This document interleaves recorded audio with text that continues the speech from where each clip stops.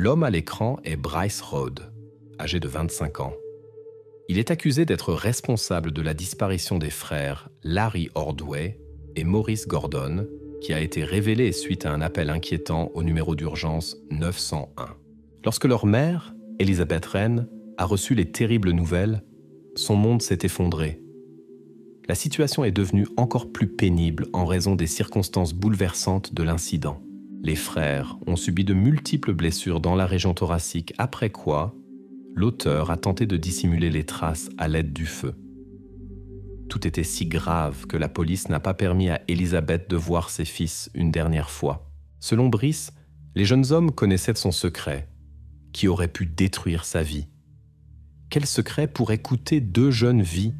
Et qu'est-ce qui a poussé Brice à se comporter de manière si provocante envers les forces de l'ordre? Le 21 mai 2016, une jeune femme circulait à vélo devant un bâtiment abandonné dans le bloc 4000 de River Park Drive dans le quartier Shawnee, à l'ouest de Louisville. Ce jour-là, elle remarqua quelque chose d'inhabituel. Le bâtiment, qui semblait normal la veille, était maintenant brûlé et endommagé. Intriguée, elle décida d'y regarder de plus près. Parmi les décombres, la jeune femme découvrit une forme étrange qui semblait déplacée. En s'approchant, elle découvrit avec horreur une silhouette immobile. Mais les découvertes choquantes ne s'arrêtèrent pas là. À proximité se trouvait une autre silhouette, et les deux présentèrent des traces d'exposition au feu.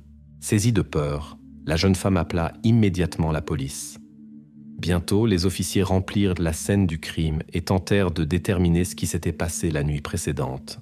Le lieu était si bouleversant que les enquêteurs le qualifièrent de cas le plus grave de leur carrière. Les corps retrouvés furent immédiatement transportés à l'hôpital pour examen. Pendant ce temps, les autres représentants de l'ordre restèrent sur les lieux et examinèrent soigneusement chaque centimètre à la recherche de preuves. Après avoir effectué les examens, il s'avéra que la cause de l'incident n'était pas le feu, mais quelque chose de bien plus sinistre. Selon un document du bureau du médecin légiste, les 2 jeunes hommes avaient subi de graves blessures à la tête causées par un objet contondant, ainsi que des dommages à la région thoracique. Plus troublant encore était le fait que l'incident s'était produit de nombreuses heures avant la tentative de dissimuler les traces à l'aide des flammes. Pour commencer l'enquête et recueillir des preuves, la police devait établir l'identité des jeunes hommes et comprendre pourquoi quelqu'un leur avait infligé une chose aussi terrible. Malgré les graves dommages, les policiers réussirent à créer des croquis de l'apparence des victimes. Ces images furent diffusées auprès de la population avec une demande d'aide pour l'identification. Ils ne se limitèrent pas aux croquis.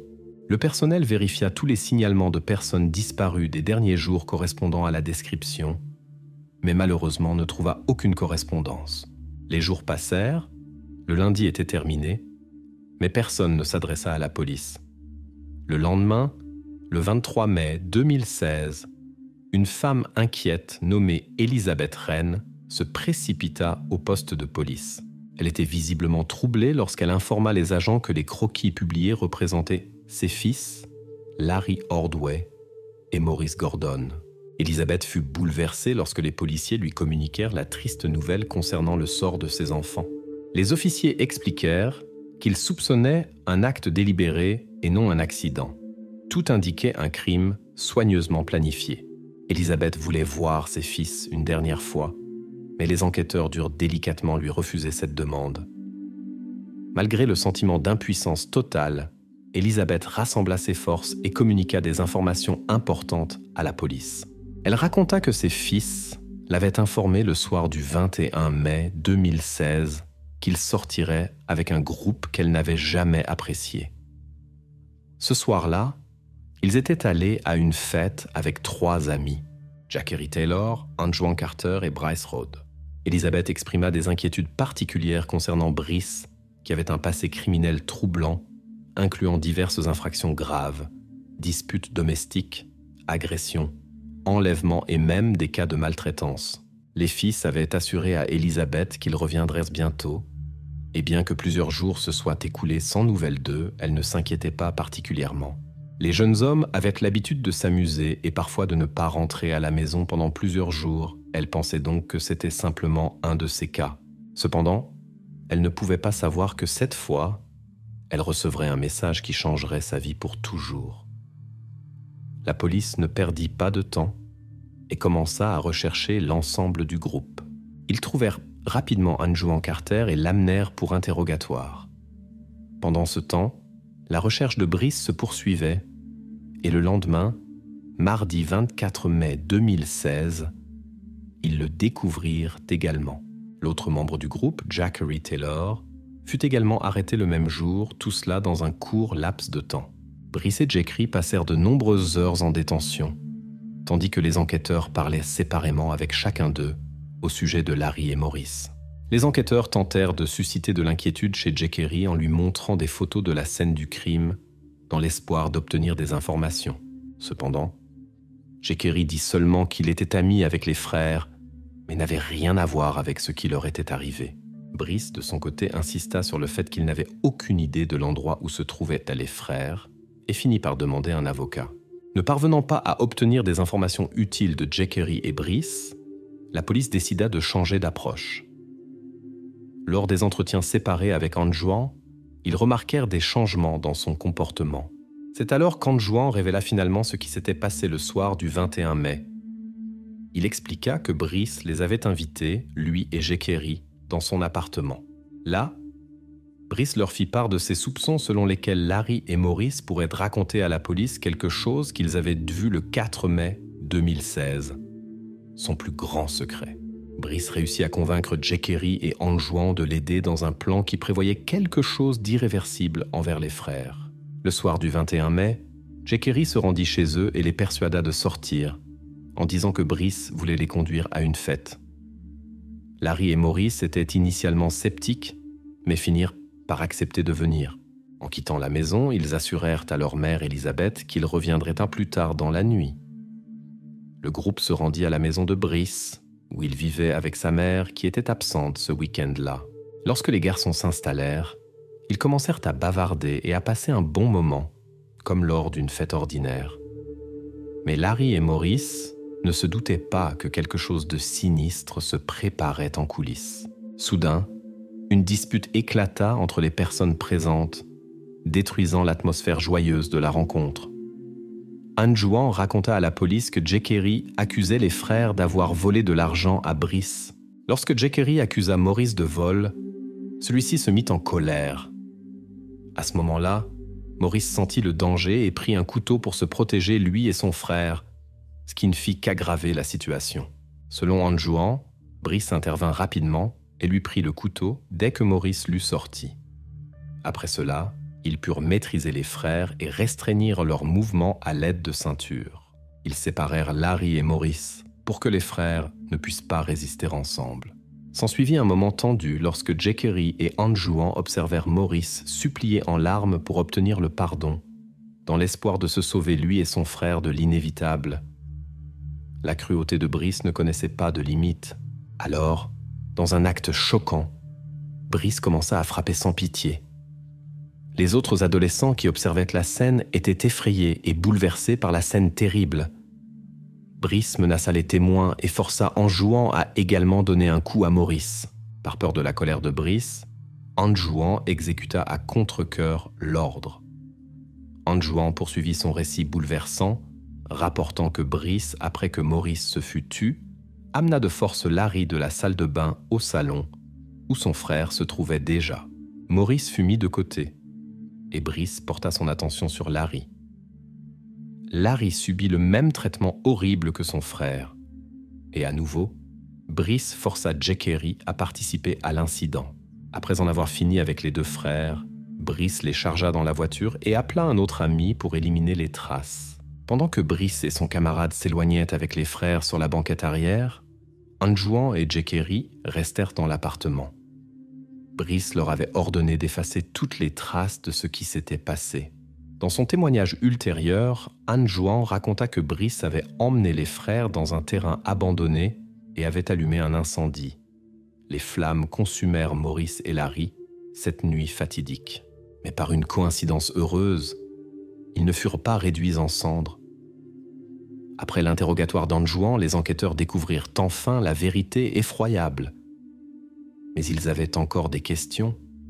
Quel lien existait entre les frères et Brice ? Larry et Maurice étaient des garçons ordinaires qui profitèrent de la vie, et bien qu'ils fussent demi-frères, un lien fort les unissait. Mais tout changea lorsqu'ils rencontrèrent Brice en 2015, dont la nature impitoyable attira immédiatement leur attention.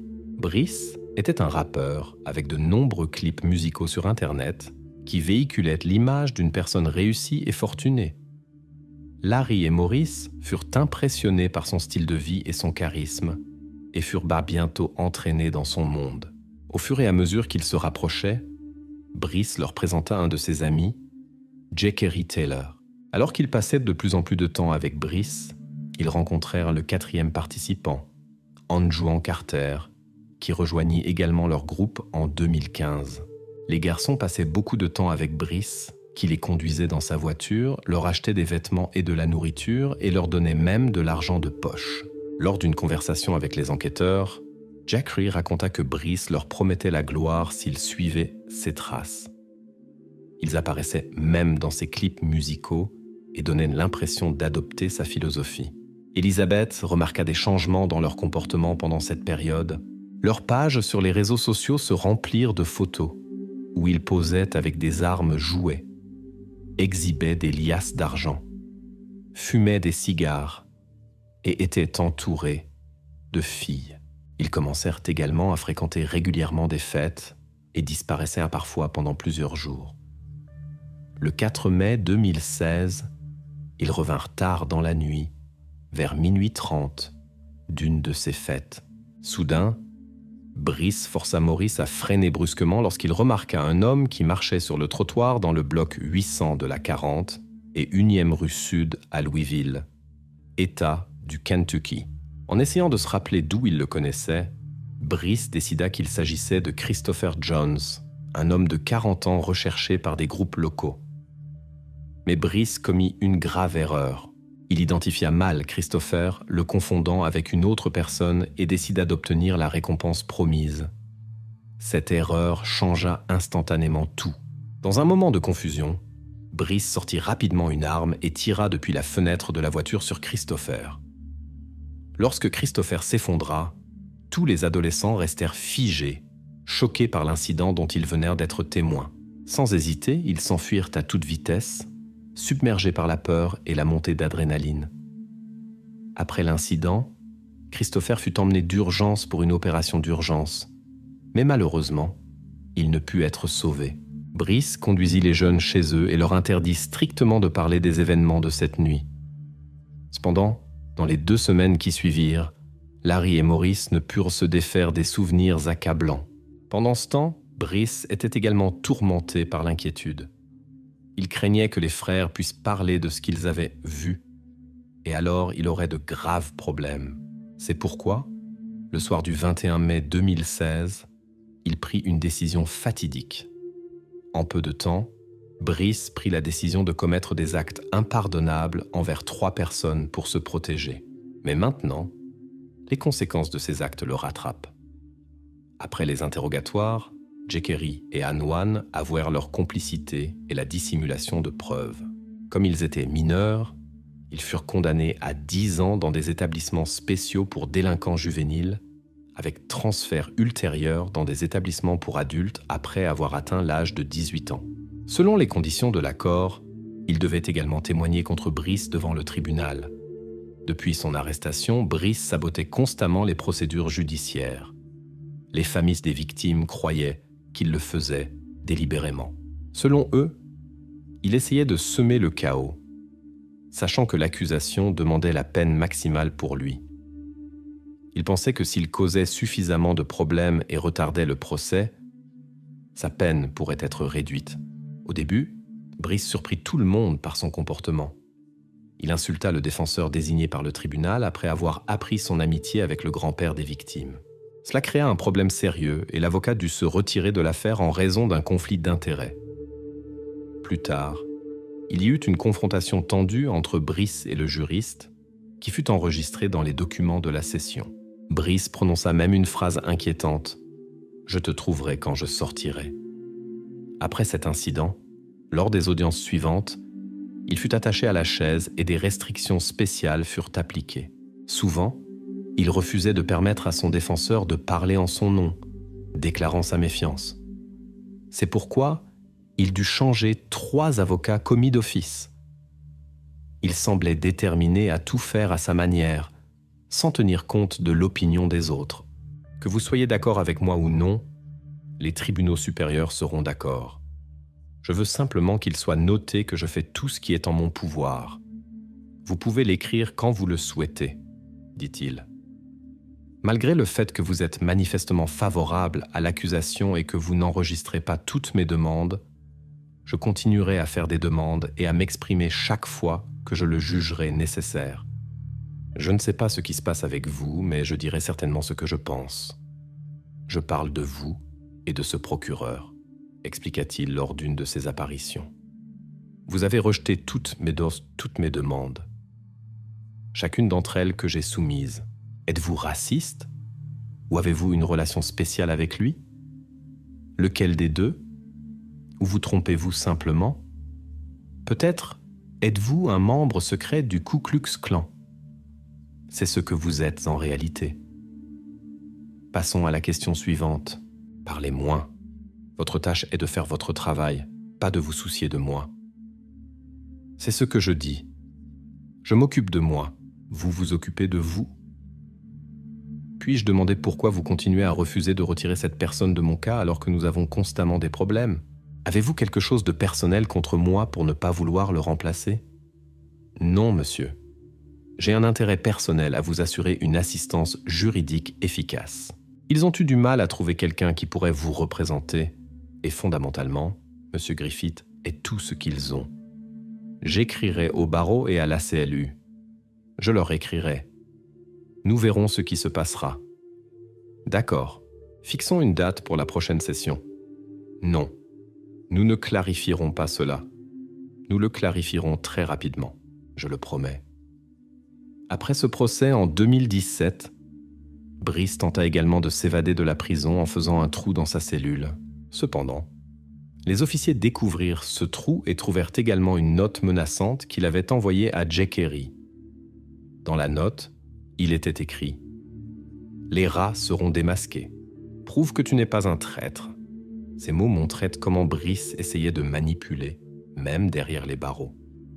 Dans un autre cas choquant, qui a été enregistré en vidéo au tribunal, Brice a montré un comportement éhonté en envoyant des baisers en l'air à la mère des victimes. C'était une manifestation troublante de son manque total de remords pour ses actions. Pouvons-nous avoir un procès équitable dans le district de Jefferson? Et s'il y a des préoccupations, quelle est l'alternative? Car nous pourrions nous retrouver dans une situation où je dois tout peser. Soit vous pouvez vous contrôler, soit vous ne le pouvez pas. Et je comprends pourquoi vous ne le pouvez pas. J'en suis parfaitement conscient. Mais je ne peux pas vous permettre de parler au tribunal. Écoutez-moi, la prochaine fois, il y aura des conséquences. Comprenez-vous? Monsieur Rhodes, vous souriez. Je ne comprends pas pourquoi vous souriez. Eh bien, parce que je ne peux pas. Sourire n'est pas un crime. Ce n'est pas un crime. Continuez avec ce que vous disiez. Mais cela ne vous aide pas à irriter les gens. Vous avez beaucoup à perdre dans cette affaire. Sourire n'est pas un crime, n'est-ce pas? Je n'ai pas dit que c'en était un. Je dis que vous ne vous aidez pas vous-même. Continuez avec ce que vous disiez. Il m'est permis de sourire. Je suggère que vous fassiez ce qui vous aide, pas ce qui vous nuit. Bien, vous avez été clair. Continuez avec les demandes. Je dis que je veux tenir une audience sur cette question, et nous serons heureux de vous communiquer une date lorsque nous reviendrons et pourrons en discuter. Devons-nous nous préparer pour cette audience, ou avons-nous déjà tout ce qui était nécessaire? Votre honneur, nous n'avons pas encore reçu leur demande.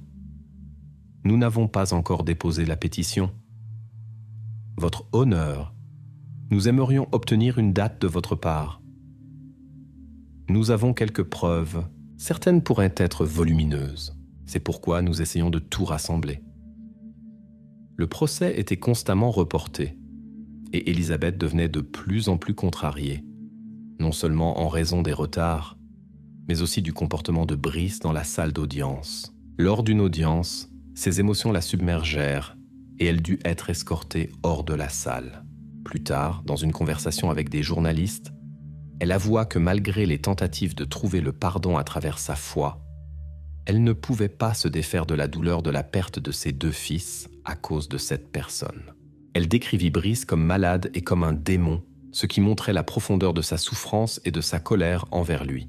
Après 6 longues années de comportement insensé de la part de Brice et un drame judiciaire tendu, la justice triompha finalement en 2022. Brice Rhodes fut reconnu coupable d'avoir causé des dommages irréparables aux frères Larry Ordway et Maurice Gordon.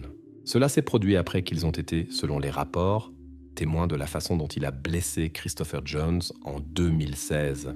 En plus des 3 chefs d'accusation principaux, les jurés ont également reconnu Brice coupable de falsification de preuves et de 2 cas de traitement inapproprié. Pour les crimes commis, les jurés ont recommandé une peine d'emprisonnement à perpétuité sans possibilité de libération conditionnelle. Continuez avec ce que vous disiez. Il m'est permis de sourire. Je suggère que vous fassiez ce qui vous aide et non ce qui vous nuit. De plus, 5 ans ont été proposés pour l'interférence dans le processus d'enquête et 1 an pour chaque cas de traitement inapproprié des restes. Bien que Brice n'ait pas pu recevoir la peine maximale, ces peines sont exécutées simultanément, ce qui signifie une détention à vie, à moins que la défense ne présente un appel réussi. Après le prononcé de la sentence, la grand-mère des jeunes frères, Deborah Wren, ne put contenir ses sentiments en partageant des souvenirs. Pendant le procès, les jurés ont dû prendre en compte l'état mental de Brice Rhodes lors de la détermination de la peine. La défense a fait appel à des psychologues qui ont expliqué que Rhodes présentait des particularités cognitives.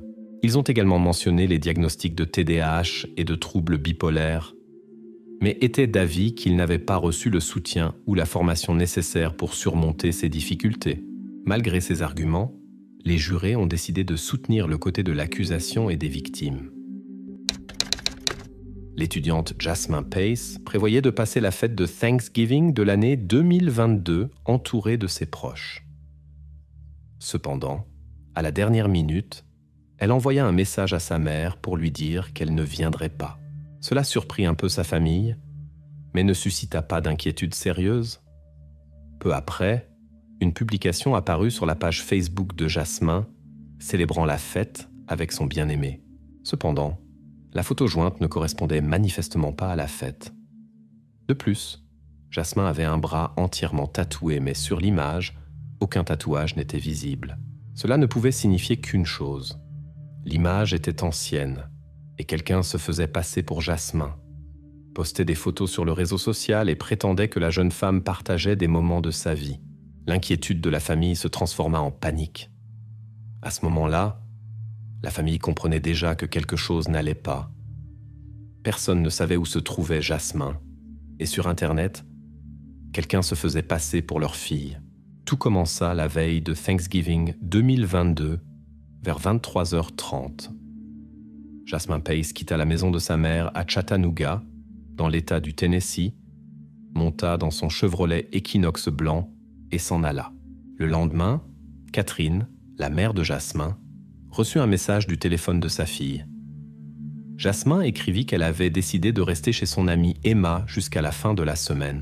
La mère n'était pas trop inquiète de ce comportement pendant les fêtes, car Jasmine avait récemment perdu sa grand-mère et son refus de participer à la fête familiale fut accueilli avec compréhension. La situation changea après la publication mentionnée sur Facebook. La première chose qui frappa Catherine fut la tenue inhabituellement provocante de sa fille. Jasmine n'avait jamais posté de telles images sur Internet. Puis Catherine remarqua quelque chose d'encore plus étrange. L'absence de tatouage. Sur la photo, les nombreux dessins sur le bras droit de la jeune fille n'étaient tout simplement pas visibles. Cette publication sur Facebook s'avéra être un faux. Catherine était inquiète, mais essaya de ne pas paniquer. Elle décida d'appeler l'amie de Jasmine chez qui elle était censée se trouver. L'appel à Emma ne fit que confirmer ses craintes. Jasmin n'était pas chez elle. Plusieurs autres amis et membres de la famille de Jasmin reçurent également des messages de la jeune fille disant qu'elle voulait être seule et demandant qu'on ne la dérange pas pendant un moment. Cependant, personne n'avait parlé avec elle au téléphone ni entendu sa voix. La famille de Jasmin commença immédiatement à la rechercher. Dans la voiture de Jasmin était installé un système GPS qui permettait à sa mère de suivre l'emplacement du véhicule.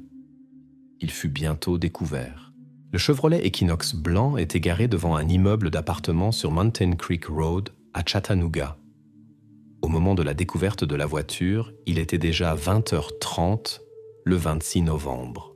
4 jours s'étaient écoulés depuis que Jasmin avait été vue pour la dernière fois, quittant la maison de sa mère. Les parents de Jasmin ne connaissaient personne avec qui leur fille pourrait être en contact dans ce complexe résidentiel, à côté duquel se trouvait la voiture.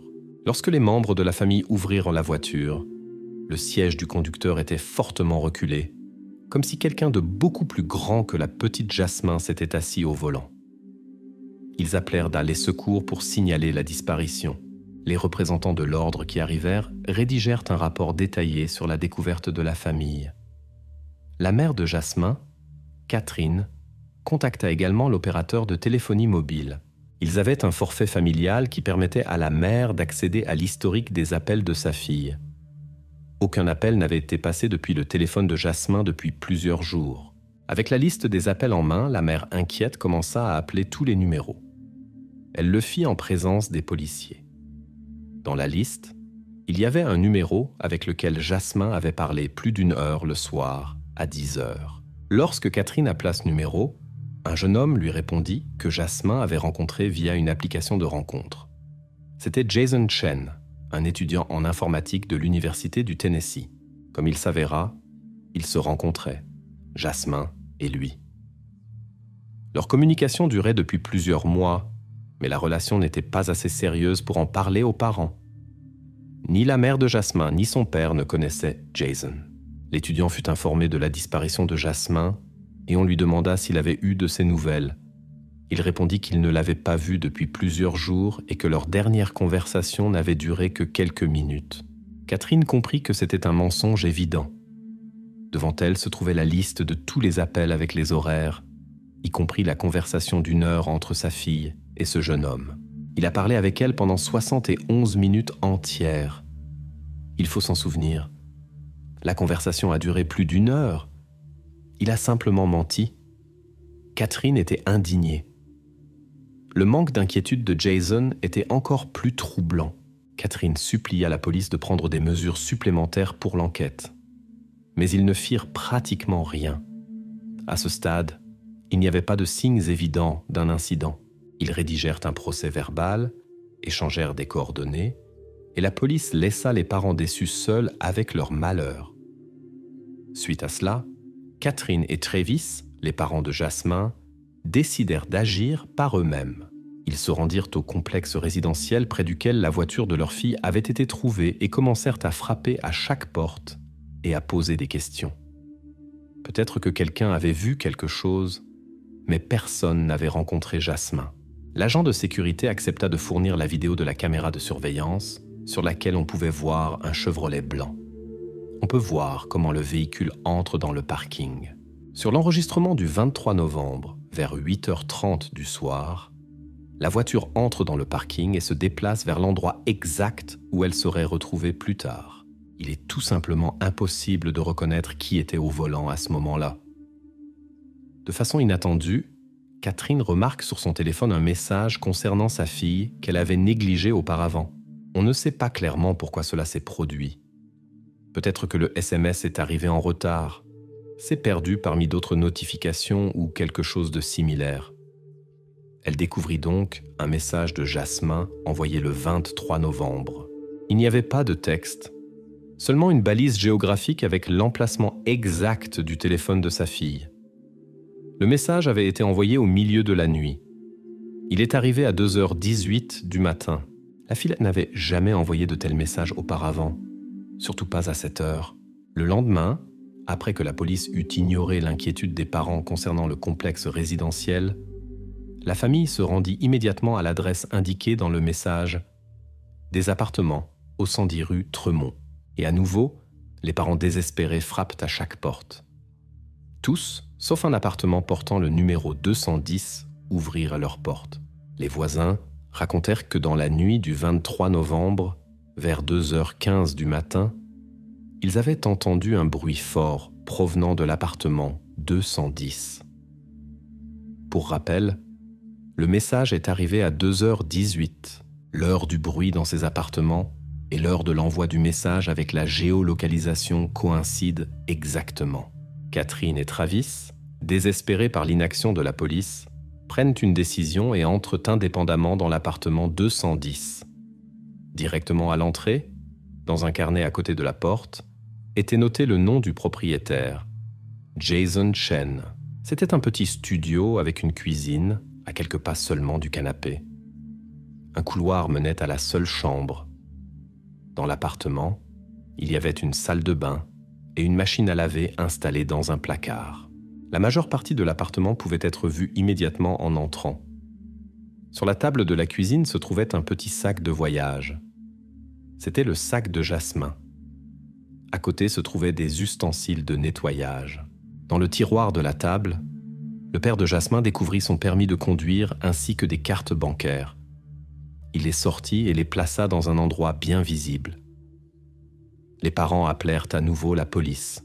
Les représentants des forces de l'ordre s'entretinrent une fois de plus avec Catherine, interrogèrent les voisins et repartirent.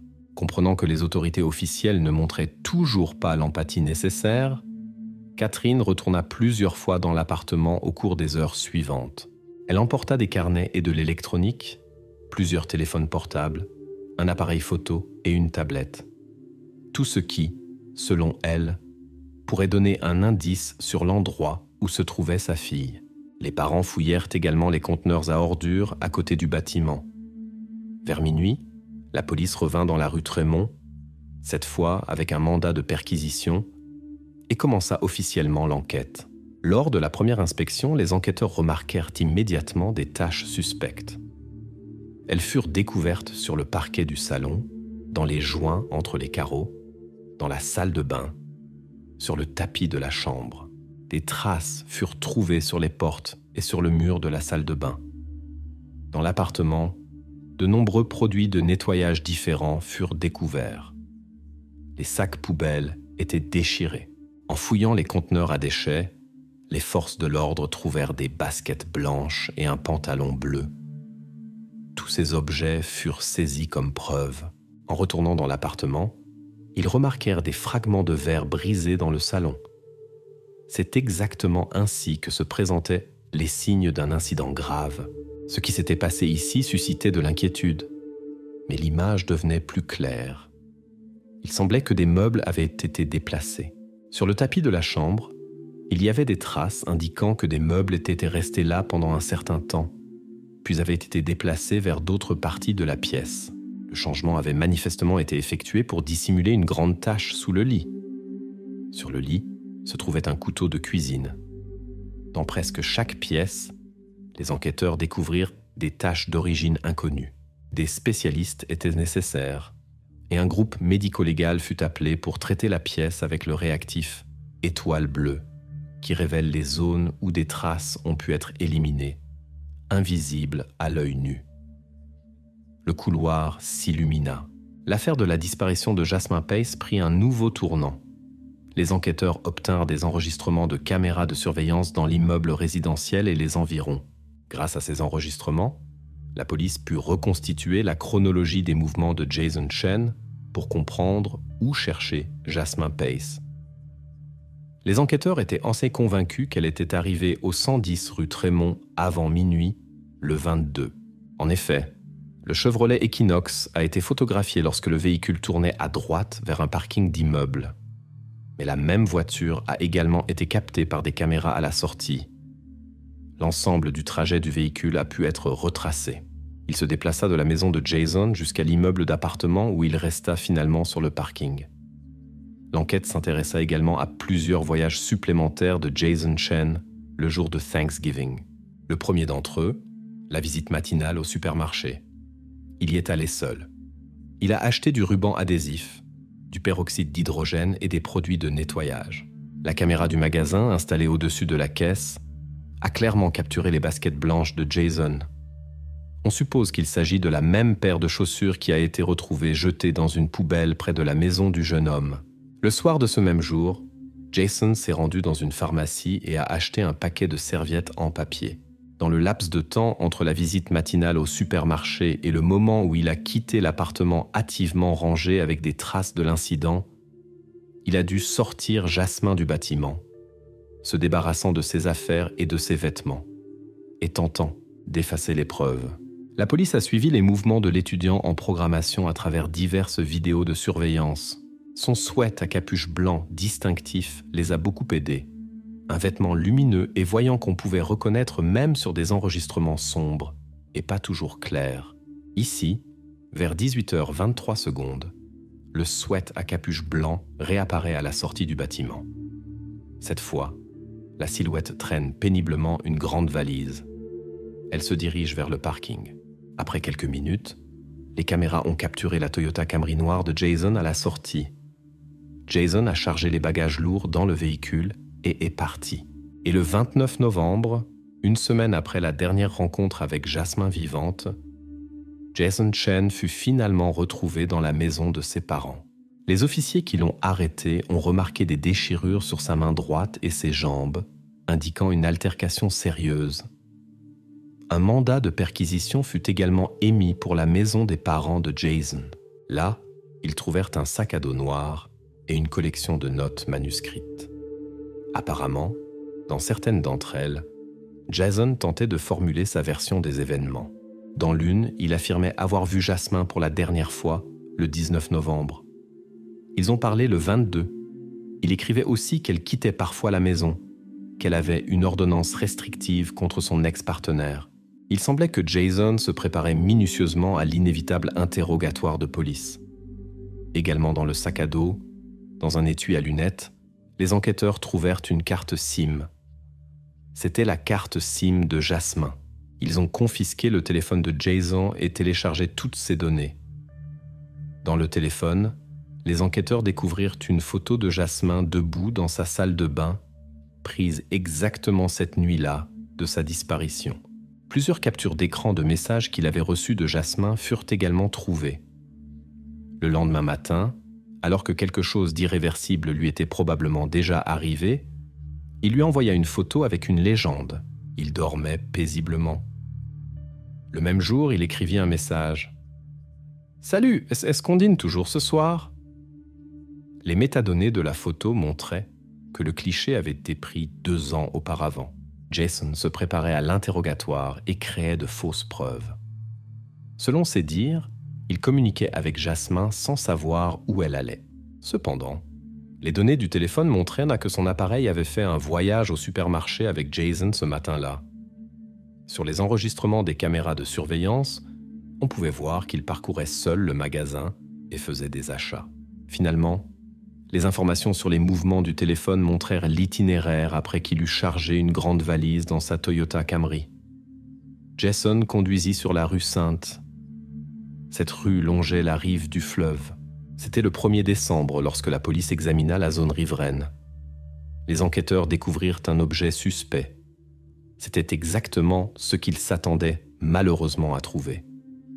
Une grande valise appartenant à Jason. À l'intérieur se trouvait Jasmin, une jeune fille menue pesant 44 kg. Elle était enveloppée dans 3 sacs poubelles et menottée. L'examen révéla de nombreuses blessures causées par un objet tranchant, pas moins de 60 traces. Dans la région de la poitrine, on trouva un morceau de lame cassé. Jasmin était une tante aimante de 2 neveux et marraine d'un garçon nommé Waylon. Selon sa sœur aînée Gabi, le plus grand rêve de Jasmin était d'avoir ses propres enfants, et elle racontait souvent quelle mère attentionnée elle serait. Elle aimait aussi les animaux et s'occupait de ses 4 chats. Les preuves contre Jason s'étaient plus que suffisamment accumulées, et en décembre 2022, le procès eut lieu. Jason tenta de se justifier et affirma que lui et Jasmin avaient effectivement passé du temps ensemble ce soir-là. Selon ses dires, Ils étaient assis ensemble et buvaient du vin lorsqu'une notification d'une application de rencontre est apparue sur son téléphone. Jasmin l'a remarqué. Comme Jason l'a expliqué, ce n'était pas la première fois, et la jeune femme est devenue très jalouse. Elle a brisé le verre de vin et s'est jetée sur lui. Pour se défendre, il a saisi la première chose qui lui est tombée sous la main, un couteau. En se défendant contre Jasmin en colère, selon son témoignage, Jason lui a accidentellement causé des dommages irréparables. C'était sa version. Cependant, elle s'est effondrée à la moindre analyse. Premièrement, l'examen médical n'a trouvé aucun signe de consommation d'alcool chez Jasmin. Par conséquent, la consommation commune de vin était impossible. De plus, le téléphone du jeune homme a également été minutieusement examiné. Ce soir-là, il n'a reçu aucune notification de l'application de rencontre. C'était un autre mensonge. Et enfin, s'il s'est défendu, pourquoi a-t-on trouvé des traces de 60 coups de couteau? Un autre point important sur lequel l'accusation a attiré l'attention, un message avec géolocalisation que la mère de Jasmin a reçu à 2h du matin, le 23 novembre. Il a été envoyé parce que Jasmin avait pris peur. Elle a essayé de contacter sa mère et de lui communiquer sa position. Cela indique à nouveau que la situation n'était pas momentanée. Tout a duré longtemps et était effrayant. Les voisins ont entendu des cris et les pas de quelqu'un aux portes. Compte tenu de toutes les informations, à la fin de l'audience, il ne faisait aucun doute que l'accusé serait condamné à la prison à perpétuité. Les jurés n'avaient qu'une question à débattre. Jason devrait-il jamais avoir la possibilité de demander une libération conditionnelle? Par l'intermédiaire d'un interprète, la mère de Jasmin s'adressa au juré avec une demande émotionnelle. « C'est un très bon garçon. C'est une bonne personne. Je supplie que le juge et les jurés lui donnent une chance de rentrer chez lui et de commencer une nouvelle vie. » L'avocat de Jason a demandé au juré de laisser au moins à son client l'espoir d'amélioration. Il a dit que le système judiciaire n'est pas seulement un moyen de punition, mais aussi une opportunité de montrer de la miséricorde. Ce n'est pas votre tâche de pardonner à Jason Chen ou de justifier ses actions. Il demande justice, tempérée par la miséricorde. Non pas parce que Jason le mérite, mais parce que c'est un reflet de notre humanité commune. Nous demandons de donner à Jason la possibilité de demander pardon. Laissez-le passer les 5 prochaines décennies derrière les barreaux, réfléchissant à la décision qu'il a prise quand il avait 22 ans. Les jurés rendirent leur verdict en moins d'1 heure. Ils reconnurent que l'acte commis était terrible, cruel et particulièrement inhumain. Et ils s'accordèrent unanimement sur le fait que l'accusé devrait recevoir une peine d'emprisonnement à perpétuité sans possibilité de libération conditionnelle. Pendant le procès, la famille de Jasmin Pace déposa une plainte en dommages et intérêts contre les parents de Jason Chen, les accusant d'avoir caché leur fils, de lui avoir fourni de l'argent et des informations le jour suivant l'incident. À ce moment-là, il était déjà le principal suspect, tandis qu'ils cherchaient désespérément leur fille. Ce qui est arrivé à Jasmin et les procès qui ont suivi ont fortement affecté la famille Pace. Travis et Catherine ont divorcé. Ils n'ont pas pu surmonter cette perte et rester ensemble. Néanmoins, la plupart des épreuves de la famille se sont terminées avec le prononcé du verdict.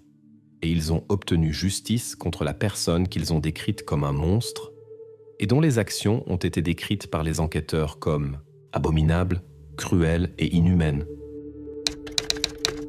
Le 47 rue des Tilleuls à Munich ne se distinguait en rien des centaines d'autres immeubles typiques à 5 étages construits dans les années 1970. Un bâtiment ordinaire dans un quartier résidentiel, plâtre décoloré, arbustes bien taillés à l'entrée, vélos sur des supports métalliques. Un endroit où les gens vivent côte à côte pendant des décennies sans connaître leurs voisins. Erika Zimmerman a emménagé dans l'appartement Neroa 21 en 2018. L'appartement abordable, avec une disposition acceptable, correspondait parfaitement à son modeste budget d'institutrice. Le seul désagrément était les bruits étranges qu'on entendait parfois de l'appartement voisin. Je l'ai entendu pour la première fois en novembre 2018, environ 2 mois après mon déménagement, raconte Erika. C'était quelque chose entre des pleurs et des gémissements. J'ai d'abord pensé que c'était une télévision à volume élevé. Le son était étouffé, comme à travers un mur.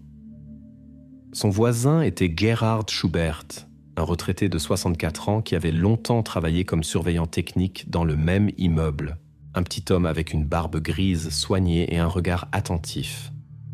Il quittait rarement son appartement, et lors des rencontres, il se limitait à un hochement de tête discret. Je lui ai parlé une fois à propos du bruit, poursuit Erika. Il s'est excusé très poliment et a expliqué qu'en raison de problèmes d'audition, il devait augmenter le volume de la télévision.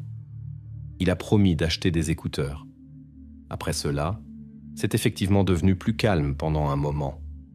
Le 15 janvier 2019, Erika a de nouveau entendu des bruits. Cette fois, ils étaient encore plus distincts. Une voix de femme demandant de l'aide. Inquiète, elle a sonné à la porte du voisin. Gerhard n'a pas ouvert immédiatement, semblait irrité et essoufflé. Il a dit qu'il regardait un thriller, se souvient Erika. En fait, il y avait une télévision allumée dans l'appartement. Je me suis senti bête et je me suis excusé pour le dérangement.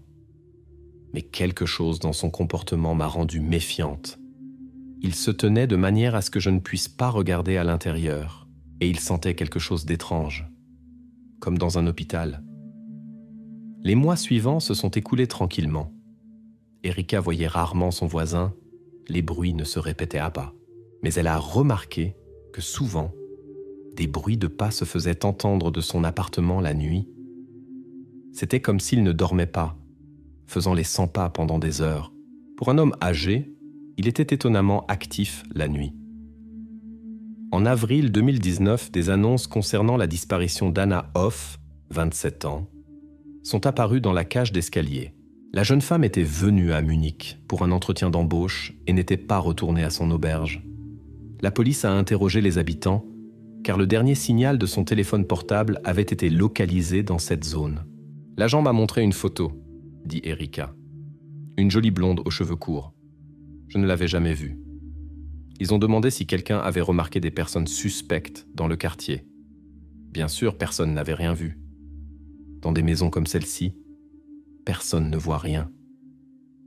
Une semaine après la disparition d'Anna Hoff, Erika s'est réveillée au milieu de la nuit à cause d'un cri puissant. Le son était si clair qu'elle pensait que quelqu'un criait dans la rue. Quand elle a regardé par la fenêtre, elle n'a vu personne. Le bruit s'est répété, et cette fois, elle a reconnu qu'il venait de l'appartement de Schubert. « J'ai appelé la police », raconte-t-elle. 2 agents sont arrivés assez rapidement. Ils ont frappé à la porte du voisin, mais personne n'a ouvert.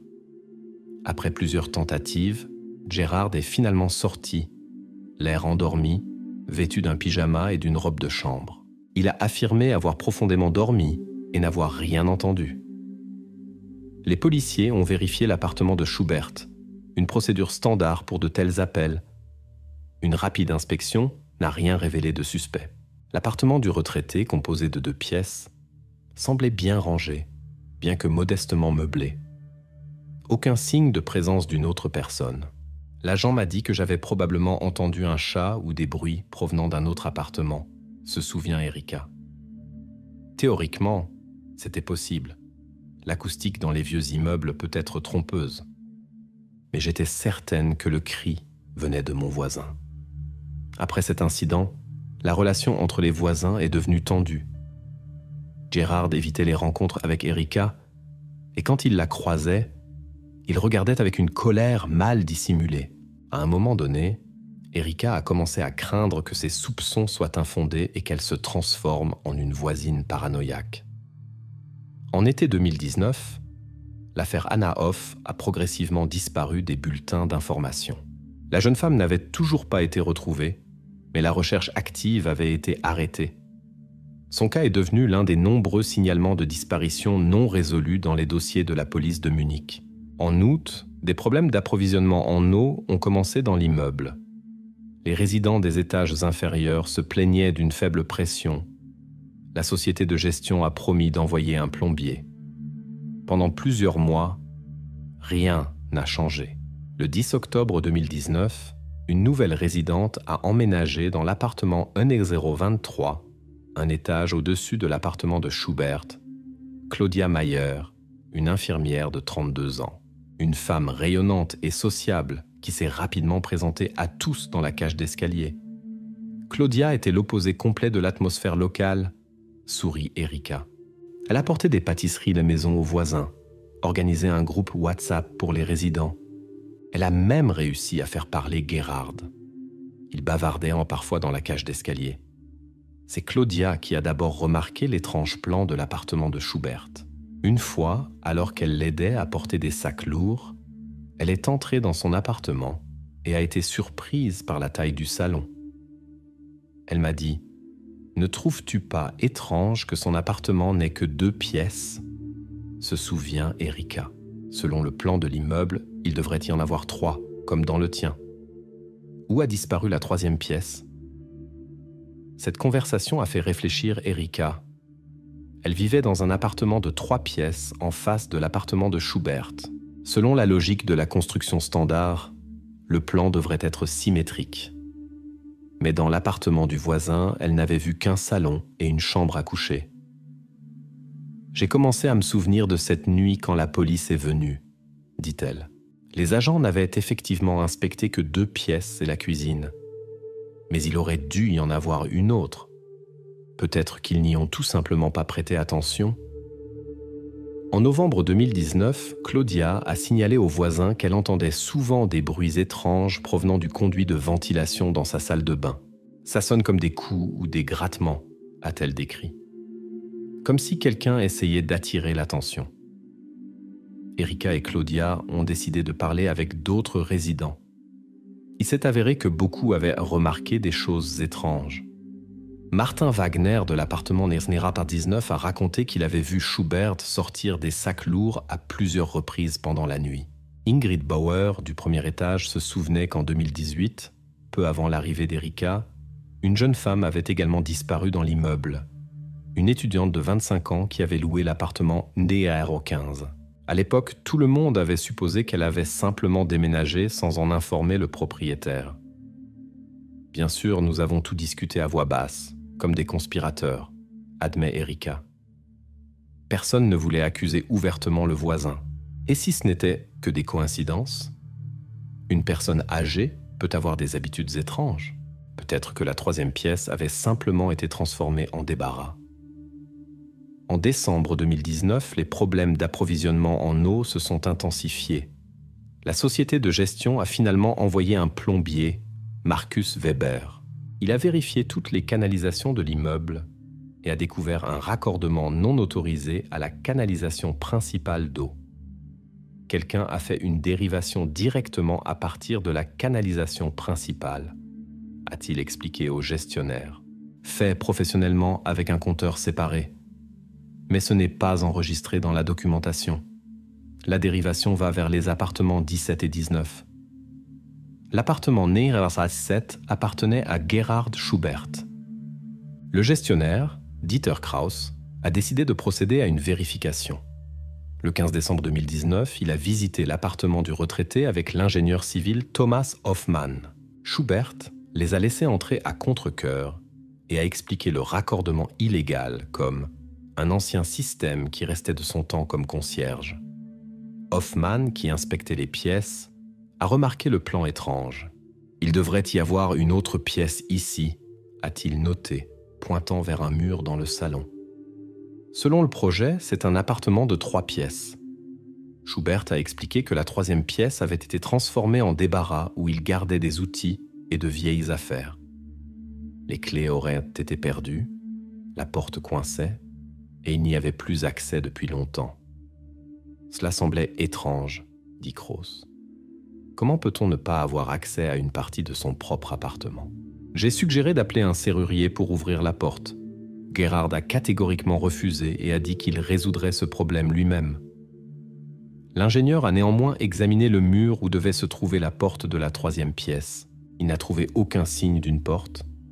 Le mur semblait massif, récemment recouvert de nouveaux papiers peints. Soit la pièce a été complètement isolée, soit elle n'a jamais existé. a conclu Hoffman.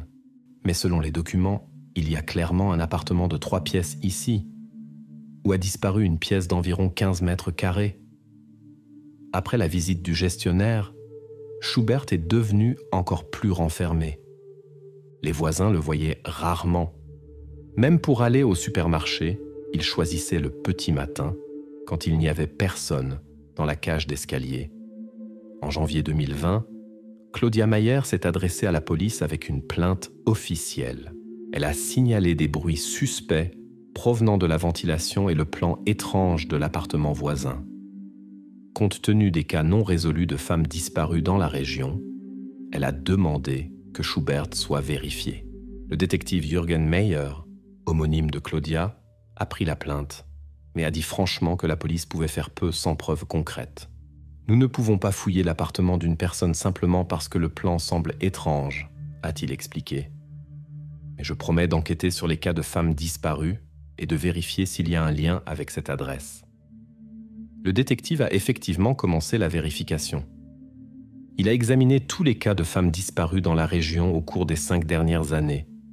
Il y avait 7 cas de ce type. 2 des disparus ont été retrouvés plus tard. L'une était allée voir des parents, l'autre était soignée dans une clinique psychiatrique. 5 femmes n'ont jamais été retrouvées. J'ai remarqué quelque chose d'intéressant, raconte Meyer. Les derniers signaux des téléphones portables de 3 disparus ont été localisés dans un rayon de 500 mètres autour du 47 rue des Tilleuls. Ce ne pouvait pas être une coïncidence. Le détective a décidé de vérifier le passé de Gerhard Schubert. Dans la biographie officielle, il n'y avait rien d'inhabituel. Né en 1955 à Dresde, déménagé en Allemagne de l'Ouest dans les années 1980, a travaillé comme spécialiste technique, puis comme concierge rue des Tilleuls. Pas de casier judiciaire ni d'infraction. Cependant, une vérification plus approfondie a révélé des lacunes. Entre 1982 et 1985, Schubert semblait disparaître de tous les documents. Aucune donnée sur le lieu de résidence, le travail, le paiement des impôts. En 1985, il apparaît soudainement à Munich et prend un poste de concierge. C'était suspect, dit Mayer. À cette époque, avant la réunification de l'Allemagne, de telles lacunes dans la biographie signifiaient souvent un séjour en prison ou dans une clinique psychiatrique. J'ai adressé une demande à des collègues de Dresde pour vérifier les archives de la RDA. Février 2020 a été marqué par un nouveau tournant. La société de gestion, préoccupée par les incohérences dans le plan, a demandé la documentation historique pour le bâtiment. Dans les plans originaux, un détail intéressant a été découvert. À côté de l'appartement Gerani 17 se trouvait une salle technique d'une superficie d'environ 10 mètres carrés. Dans les plans actuels, cette salle n'existait pas. Nous avons supposé que Schubert, profitant de sa position de concierge, avait peut-être illégalement connecté la salle technique à son appartement, explique Krauss. Cela expliquerait également le raccordement illégal à la canalisation d'eau. Hoffman a de nouveau examiné l'étage technique de l'immeuble et a constaté que la salle indiquée dans les anciens plans manquait effectivement.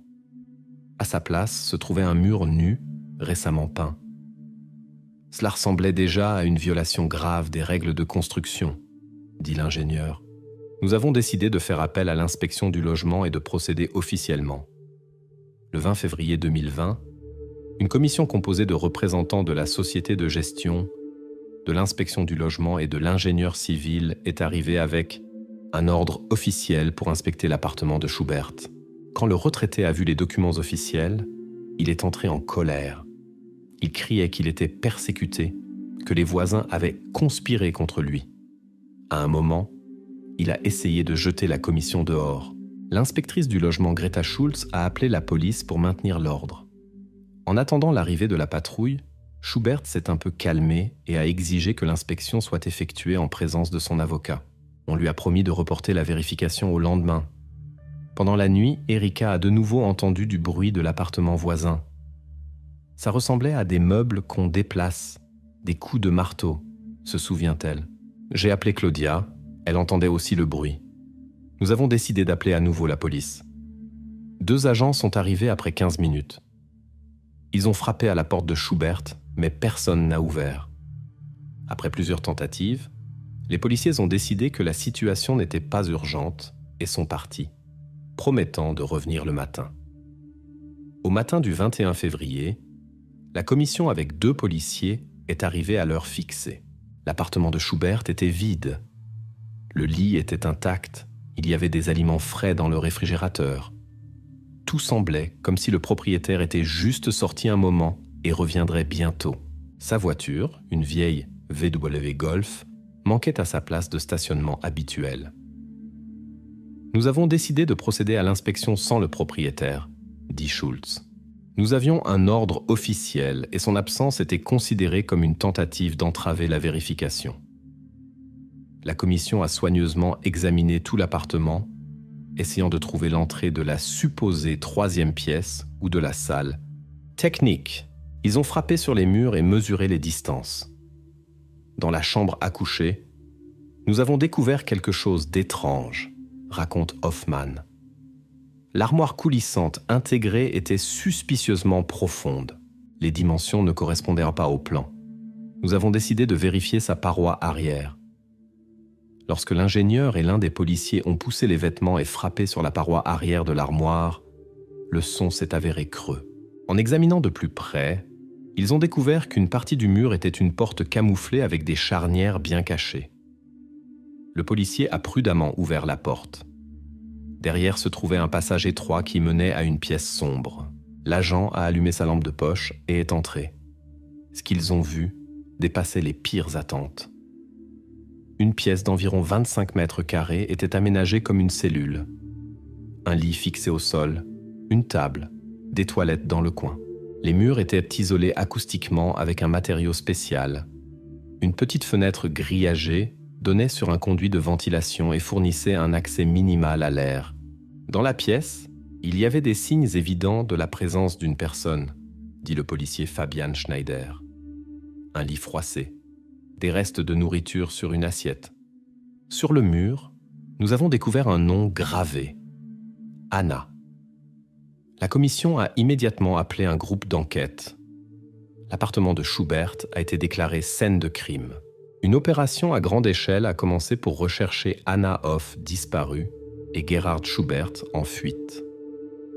Le détective Mayer, arrivé sur les lieux 1 heure plus tard, a organisé une enquête approfondie de la pièce secrète. Il y avait des signes d'un séjour prolongé d'une personne, rapporte-t-il. À côté du lit, une pile de livres, certaines pages contenaient des notes écrites de la main d'une femme. D'après les dates, Anna était dans cette pièce depuis au moins 10 mois.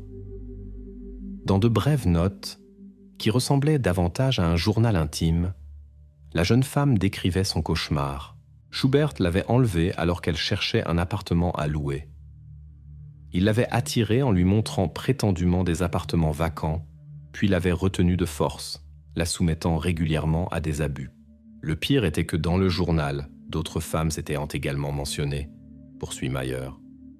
Anna écrivait qu'avant elle, il y avait Lisa qui l'avait emmenée quelque part. Cela nous a fait soupçonner que Schubert agissait selon le même schéma depuis longtemps. Lors d'une fouille plus approfondie de l'appartement, les enquêteurs ont découvert une cachette sous le sol du débarras. Des objets personnels d'au moins 3 femmes y étaient conservés. Sacs à main, bijoux, photos. Parmi eux se trouvaient des documents au nom d'Elisabeth Lisa Kraft, disparue en 2017.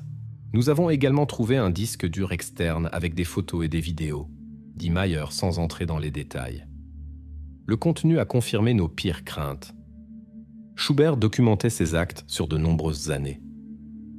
La police a lancé une recherche nationale pour Gerhard Schubert. Ces photos ont été envoyées à tous les commissariats de police en Allemagne et dans les pays voisins. La description de sa voiture a été transmise à la police de la circulation. Nous étions conscients qu'il pourrait avoir d'autres cachettes, explique Mayer. Une personne qui avait planifié ses actes si soigneusement pendant de nombreuses années avait certainement prévu un plan alternatif en cas de découverte. Pendant que la police recherchait Schubert, Erika et d'autres voisins essayaient de traiter ce qui s'était passé. « Le plus terrible est que nous avons vécu à côté de ce cauchemar, dit-elle. J'entendais ces cris, mais je ne pouvais rien faire. Le système n'a pas fonctionné. ni quand j'ai appelé la police, ni quand Claudia a déposé une plainte pour suspicion.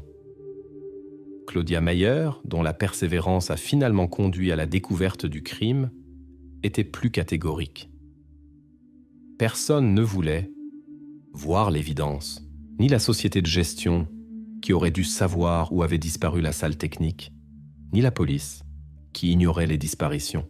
Juste sous nos fenêtres, des choses terribles se passaient et nous agissions comme si tout était normal. Fin février 2020, l'enquête a reçu une réponse à la demande des archives de l'ancienne RDA. Il s'est avéré que Gerhard Schubert avait purgé une peine à la prison de Dresde de 1982 à 1985 pour agression sur une jeune femme. Après sa libération, il avait profité d'un programme de réinstallation en Allemagne de l'Ouest, changé ses documents et commencé une nouvelle vie à Munich. Il avait un profil parfait, commente la psychologue criminelle Helga Wagner, un homme discret et solitaire, un travail qui donne accès à de nombreuses pièces, une formation technique qui lui a permis de créer une chambre insonorisée. Il chassait méthodiquement des femmes en position vulnérable, celles qui cherchèrent des appartements bon marché, récemment arrivées en ville. Début mars 2020, la police avait établi un lien entre Schubert et la disparition d'au moins 5 femmes au cours des 15 dernières années. Son schéma était simple et efficace. Il utilisait sa connaissance du marché immobilier pour identifier les femmes qui cherchaient un logement, offrait de montrer un appartement, puis les enlevait. Nous supposons qu'il gardait chaque victime de plusieurs mois à 1 an, puis s'en débarrassait pour faire place à la suivante, suppose Meyer sombrement. Le nombre exact de victimes et leur sort restent inconnus. Gerhard Schubert lui-même a disparu sans laisser de traces. Sa voiture a été retrouvée abandonnée sur un parking à Salzbourg, en Autriche, à 200 km de Munich. Les caméras de surveillance ont montré comment il quittait la voiture et montait dans un bus en direction de la Slovénie. Après cela, la piste s'est perdue. Tandis que la police allemande et Interpol continuaient à chercher Schubert, les résidents de l'immeuble au 47 rue des Tilleuls essayaient de revenir à une vie normale. L'appartement Neirila 17 est resté scellé, monument muet à la cruauté humaine et à l'indifférence sociale. Je pense souvent à ces bruits derrière le mur, dit Erika Zimmermann. Quelqu'un essayait de nous atteindre, appelait à l'aide, et nous augmentions simplement le volume de nos téléviseurs pour ne pas entendre. La chambre secrète de Gerhard Schubert est restée vide, mais les fantômes de ces actes ont continué à hanter ceux qui vivaient à proximité, et n'avaient pas remarqué ou n'avaient pas voulu remarquer la tragédie derrière le mince mur d'un appartement urbain ordinaire. La découverte de la chambre secrète dans l'appartement de Gerhard Schubert a transformé l'immeuble résidentiel ordinaire de la rue des Tilleuls en épicentre de l'une des enquêtes criminelles les plus sensationnelles de Munich. Voitures de police, techniciens criminels en combinaison blanche et reporters avec des caméras ont rempli la cour tranquille de l'immeuble de 5 étages. Des voisins qui ne s'étaient guère remarqués auparavant se réunissaient maintenant en groupe et discutaient des nouvelles choquantes. La zone a été bouclée pendant 1 semaine, se souvient Erika Zimmermann. Nos appartements sont devenus partie du crime. Les enquêteurs ont interrogé tous ceux qui avaient déjà parlé avec Schubert. Ils cherchaient tout indice sur son éventuel lieu de séjour. Le détective Jürgen Meyer dirigeait un groupe spécial pour capturer le fugitif. Ils ont d'abord vérifié toutes les relations familiales possibles du délinquant. Il s'est avéré que Schubert n'avait pas de proches parents, pas de frères, pas de sœurs, pas d'enfants. Ses parents étaient déjà décédés dans les années 1990. Cet isolement l'avait aidé à préserver ses secrets pendant des décennies. Nous avons examiné toutes ses transactions financières, raconte Meyer. Il vivait frugalement, avait économisé une petite somme sur son compte de retraite. Mais 5 jours avant sa fuite, il a retiré presque tout l'argent, environ 35 000 €. C'est suffisant pour se cacher pendant plusieurs mois, si on vit modestement. Les lieux où Schubert aurait pu cacher ses victimes présentaient le plus grand intérêt pour l'enquête. Un indice est apparu lors de l'examen des propriétés du retraité. Il s'est avéré qu'en 2005, il avait acquis une petite parcelle dans la forêt bavaroise, à 180 km de Munich. Selon les documents, il y avait une cabane de chasse. Le 4 mars 2020, l'équipe d'enquête s'est rendue sur ce lieu.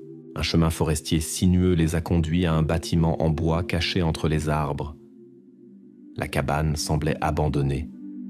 Poussière sur les fenêtres, feuilles tombées sur la véranda. Rien n'indiquait la présence récente d'une personne. Il n'est évidemment pas venu ici après sa fuite, remarque Mayer. Mais nous avons quand même fouillé minutieusement le terrain. À l'intérieur, la cabane était meublée spartiatement. Meubles minimaux, réchaud de camping, quelques conserves dans l'armoire, un refuge de week-end masculin typique. Des chiens dressés pour trouver des restes humains ont examiné toute la propriété. Leur réaction a conduit les policiers à une remise derrière la cabane. Lorsqu'ils ont brisé le plancher en bois, ils ont découvert dessous un endroit où quelqu'un avait été. Là se trouvaient les restes d'une femme, dit Mayer. Selon l'évaluation préliminaire du médecin légiste, la personne avait été là il y a environ 3 ans. Nous avons supposé qu'il s'agissait d'Elizabeth Craft, disparue en 2017. La poursuite de la recherche sur un terrain montagneux près de Salzbourg, où Schubert passait parfois des week-ends, a conduit à la découverte de 2 autres endroits semblables. Au total, les restes de 3 femmes ont été trouvés sous le sol de la remise. Toutes étaient dans une situation compromettante, ce qui indiquait la nature violente de ce qui s'était passé. Cela a complètement confirmé notre théorie, poursuit le détective. Schubert a agi selon le même scénario pendant de nombreuses années. Il utilisait l'appartement en ville comme prison, puis emmenait les victimes dans la forêt, où il s'en débarrassait. L'examen médico-légal a confirmé que l'un des restes appartenait à Elizabeth Craft. Les 2 autres ont été identifiés comme étant Sabine Hofer, disparue en 2015, et Julia Wagner, disparue en 2012. Anna Hoff n'était pas parmi les personnes retrouvées. Cette découverte a soulevé de nouvelles questions. Si Schubert suivait son « rituel », pourquoi ne s'était-il pas débarrassé d'Anna avant d'être découvert ? Pourrait-il la retenir dans un autre endroit ? Et le plus important, était-elle encore en vie ? Nous avons envisagé 2 possibilités, explique Mayer. Soit il avait emmené Anna ailleurs avant sa fuite, soit elle était toujours avec lui. Les 2 scénarios nécessitaient une action urgente. Le 10 mars 2020, l'enquête a reçu le premier indice concret sur le lieu de séjour de Schubert. Une caméra de surveillance dans une station-service à Maribor, en Slovénie, a enregistré un homme ressemblant au fugitif. Il a payé le carburant en espèces, portait une casquette et des lunettes de soleil, mais l'algorithme de reconnaissance faciale a établi une correspondance avec une probabilité de 87%. C'était la première confirmation qu'il se déplaçait vers le sud-est, dit Mayer. Nous avons immédiatement contacté la police slovène, mais jusqu'à ce que l'information soit reçue, 2 jours s'étaient déjà écoulés. La piste s'est à nouveau perdue. Pendant ce temps, dans la maison de la rue des Tilleuls, l'examen minutieux de l'appartement du délinquant se poursuivait. Les techniciens criminels examinaient littéralement millimètre par millimètre la chambre secrète, cherchant des indices sur le sort d'Anna Hoff. Nous avons trouvé une entrée étrange dans son journal, raconte le criminaliste Thomas Kraus. La dernière page contenait la phrase « Il dit qu'il m'emmènera bientôt à la ferme. Il y a plus de lumière et plus d'espace là-bas. » C'était la seule entrée qui contenait des informations sur un autre lieu. La police a vérifié toutes les propriétés agricoles dans un rayon de 100 km autour de Munich, mais aucune n'était liée à Schubert. Il n'avait ni parents avec des fermes, ni amis dans les zones rurales. L'entrée semblait dénuée de sens. Le 12 mars 2020, il y a eu un tournant inattendu. La police a été contactée par Monika Haas, une femme de 68 ans résidant dans le petit village de Grossberg, à 60 km de Munich. Elle a affirmé avoir reconnu Schubert sur les photos dans les informations. « C'est Gerhard, j'en suis sûr », a dit la femme. Sauf que nous le connaissions sous le nom de Gustav Müller. Il venait tous les quelques mois pour aider aux tâches ménagères. Il disait qu'il était un retraité qui aimait la vie à la campagne. Monika a raconté que Gustav avait offert ses services de sa propre initiative il y a environ 5 ans. Il réparait la plomberie, faisait de petites réparations, restait parfois quelques jours. Les Haas possédaient une petite ferme avec des vaches et des poules. Après la mort de son mari en 2018, Monica appréciait particulièrement l'aide du gentil voisin de la ville. Elle n'a jamais demandé de documents, commente Mayer. Il aidait, elle payait en espèces, relations informelles typiques, courantes dans les zones rurales. Dans la ferme des Haas, ils ont découvert une petite chambre dans une aile séparée où Gustave passait parfois la nuit. Il n'y avait rien de suspect, un lit simple, une table de chevet, quelques revues techniques. Mais les chiens ont montré de l'intérêt pour une vieille grange située à 100 mètres des bâtiments principaux. La grange était remplie d'équipements agricoles, raconte Mayer. Madame Haas a dit qu'elle n'y était pas entrée depuis des années. Après la mort de son mari, elle avait réduit l'exploitation et le besoin d'espace supplémentaire avait disparu. Lorsque les policiers ont ouvert le cadenas rouillé et sont entrés, ils n'ont d'abord rien remarqué d'inhabituel. Vieux râteaux, pelles, sacs d'engrais, un tracteur qui ne fonctionnait pas depuis 10 ans. Cependant, en examinant de plus près, ils ont découvert une trappe dans le sol, habilement camouflée en planche normale. La trappe menait à un sous-sol de 3 par 4 mètres. Il était équipé de manière similaire à la chambre de l'appartement en ville. Lit, table, commodité élémentaire. Contrairement à la cellule urbaine, il y avait ici des signes de présence récente d'une personne. Aliments frais, y compris du pain et du lait, qui n'avaient pense pas plus de 2 jours. C'était une preuve claire que Schubert avait utilisé cet endroit après sa fuite, dit Mayer, et que très probablement Anna Hoff était avec lui. Sur le mur, nous avons découvert une inscription griffée avec l'ongle. « Je suis ici, aidez-moi ». Les experts ont confirmé que l'écriture correspondait au journal d'Anna. Monica Haas était choquée. Elle a juré qu'elle ne savait rien de l'existence du sous-sol et n'avait jamais entendu de bruits étranges. La grange est loin de la maison, explique Mayer.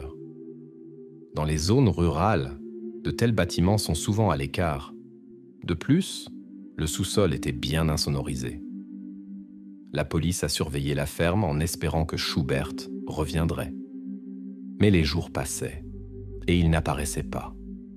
Il est devenu clair qu'il avait soit eu connaissance de la découverte de sa cachette, soit prévu dès le départ un séjour temporaire. Le 20 mars 2020, il y a eu de nouvelles informations d'Interpol. Schubert a été identifié sur une liaison ferry entre Split, Croatie, et Ancône, Italie. Il voyageait sous le nom de Franz Weber avec des documents falsifiés. Important. Les registres ont montré qu'il avait acheté un billet pour une personne. Cela nous a mis dans une impasse, admet Mayer. Si Anna était avec lui à Grossberg, où est-elle maintenant? L'a-t-il laissée dans le sous-sol? S'est-il débarrassé d'elle en chemin? Ou l'a-t-il remise à quelqu'un d'autre? Une enquête approfondie de la ferme et des zones environnantes n'a produit aucun résultat, aucun signe d'endroit d'inhumation ou de traces de lutte. Il semblait qu'Anna avait simplement disparu. Le 25 mars, il y a eu un nouveau tournant dans l'enquête. Un camionneur nommé Karl Bauer a signalé qu'il y a une semaine, il avait pris en stop un homme ressemblant à Schubert, de Grossberg à Rosenheim. L'homme voyageait avec une jeune femme qui paraissait malade ou droguée. Elle ne parlait pratiquement pas, a raconté le conducteur. Il a expliqué que sa fille souffrait d'un trouble mental et qu'il l'emmenait dans une clinique spécialisée. Je n'y ai pas accordé d'importance à ce moment-là. Bauer a déposé le couple à la gare routière de Rosenheim. La vérification des caméras de surveillance a confirmé son histoire. À 16h32 le 16 mars, un homme ressemblant à Schubert et une jeune femme, vraisemblablement Anna Hoff, sont montés dans un bus en direction de Salzbourg. Nous avons envoyé des notifications à tous les hôpitaux et établissements médicaux de la région, dit Mayer. Il était évident qu'il présentait Anna comme mentalement malade pour expliquer son comportement étrange. Un mouvement intelligent. Les gens ont tendance à ne pas s'immiscer dans des situations impliquant des malades mentaux. Cependant, la vérification des établissements médicaux n'a donné aucun résultat. Personne ne s'était présenté avec une histoire similaire. L'enquête était de nouveau dans une impasse. Début avril 2020, l'affaire a pris un tournant inattendu. Sur la ligne téléphonique anonyme de la police de Munich, un appel a été reçu. Une voix masculine, altérée par un dispositif électronique, a dit « Vous cherchez au mauvais endroit. Anna est à Laufen, sous-sol de l'église Saint-Martin. » La police s'est immédiatement rendue à l'endroit indiqué. Lauf est une petite ville à la frontière avec l'Autriche. L'église Saint-Martin est un ancien bâtiment du XIIIe siècle au centre-ville. En dessous se trouvaient de vastes sous-sols, utilisés autrefois comme crypte et ces dernières années comme entrepôt pour objets ecclésiastiques. Nous avons impliqué la police locale et les autorités ecclésiastiques, raconte Mayer. Nous avons inspecté tous les sous-sols. Nous n'avons trouvé aucune trace d'Anna ni rien de suspect. Il semblait que l'appel était un faux signal, une tentative de détourner l'enquête. Mais 2 jours plus tard, quelque chose s'est produit qui a remis en question cette version. La femme de ménage de l'église, Helga Mittermeier, en vérifiant les salles arrière du sous-sol, a découvert un étrange symbole peint sur l'un des murs. C'était la lettre A, entourée d'un cercle. À côté, une inscription à peine visible, « Cherchez dans les archives ». Personne du personnel de l'église ne connaissait l'origine de cette inscription. Les spécialistes techniques ont déterminé qu'elle était très récente, pas plus d'1 semaine. Archives pouvait signifier n'importe quoi, des registres ecclésiastiques aux documents municipaux. Mais le plus logique semblait que cela se référait aux archives de l'église elle-même, conservées dans une salle séparée au sous-sol. La salle des archives contenait des centaines de documents, datant du XVIIIe siècle jusqu'à nos jours. Livres d'église, rapports financiers, plans de construction. Les policiers ont méthodiquement fouillé les étagères sans savoir exactement ce qu'ils cherchaient. C'était comme chercher une aiguille dans une botte de foin, se souvient Mayer, jusqu'à ce que l'un des agents remarque un dossier moderne qui se démarquait clairement des anciens folios. Le dossier contenait des photocopies de plans de construction des sous-sols de l'église. Sur l'une des feuilles était marquée au crayon rouge une petite crypte dans le coin arrière du sous-sol. Selon le plan, cette crypte avait été murée dans les années 1950 en raison de son état délabré. Lorsque les policiers ont examiné l'endroit indiqué, ils ont découvert que la maçonnerie qui fermait l'entrée de la crypte avait été récemment perturbée. Quelqu'un avait soigneusement retiré plusieurs briques et créé une ouverture suffisamment grande pour qu'une personne puisse passer. Nous avons prudemment élargi le passage, raconte Mayer. Derrière le mur, nous avons découvert une petite pièce d'environ 2 par 3 mètres. Et elle était là, Anna Hoff, vivante. La jeune femme se trouvait dans un état grave, affaibli, déshydraté, avec plusieurs ecchymoses. Mais elle était vivante. À côté d'elle se trouvaient des bouteilles d'eau vides et des emballages de barres chocolatées. Schubert lui avait évidemment laissé des provisions minimales, suffisantes pour quelques jours.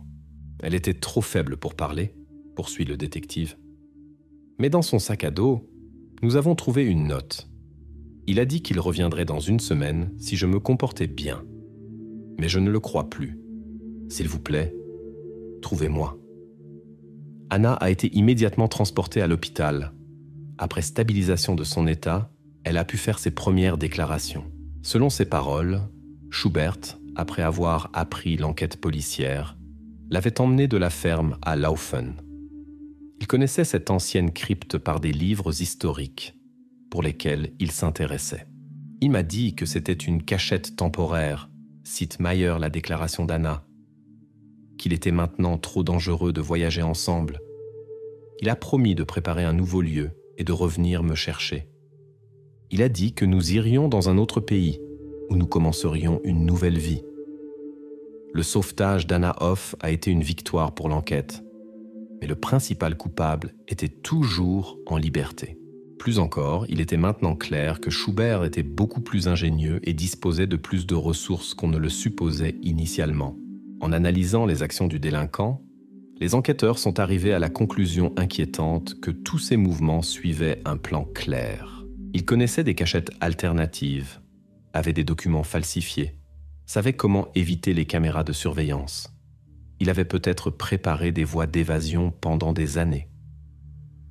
L'appel anonyme m'inquiétait, admet Meyer. Au début, nous pensions que c'était un complice de Schubert, nous dirigeant délibérément sur une fausse piste. Mais et si c'était Schubert lui-même? Et si le sauvetage d'Anna faisait partie de son plan? La vérification de l'enregistrement de l'appel n'a donné aucun résultat. La voix était trop déformée pour l'identifier. Mais les experts ont remarqué que l'appelant utilisait des expressions spécifiques caractéristiques du dialecte de l'Allemagne de l'Est. Schubert est né et a grandi à Dresde. C'était un jeu, suppose la psychologue Wagner. Il voulait qu'on trouve la fille, parce qu'il savait, pendant que nous sommes occupés à sauver Anna, il a le temps de s'installer dans un nouveau lieu. De plus, il laisse une trace et démontre son intelligence.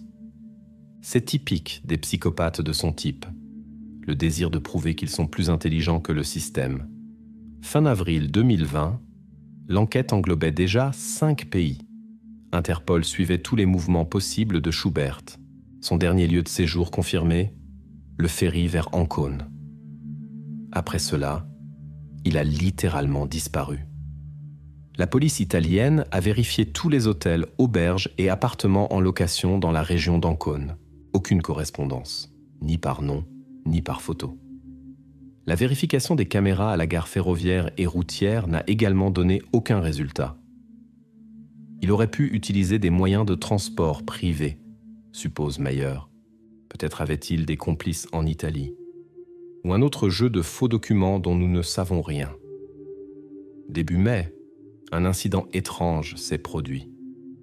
La police de Milan a arrêté un homme qui ressemblait physiquement à Schubert pour un petit vol dans un supermarché. Lors de la vérification des documents, il s'est avéré être un citoyen autrichien nommé Wilhelm Kramer, âgé de 65 ans. Ses empreintes digitales ne correspondaient pas à celles du fugitif. Meyer, qui a reçu une photo du détenu, a remarqué des détails suspects. La ligne des cheveux, la forme des oreilles, la distance entre les yeux, tout pointait vers Schubert, dit-il. Mais les documents étaient impeccables. Les empreintes digitales ne correspondaient pas. Cela semblait impossible.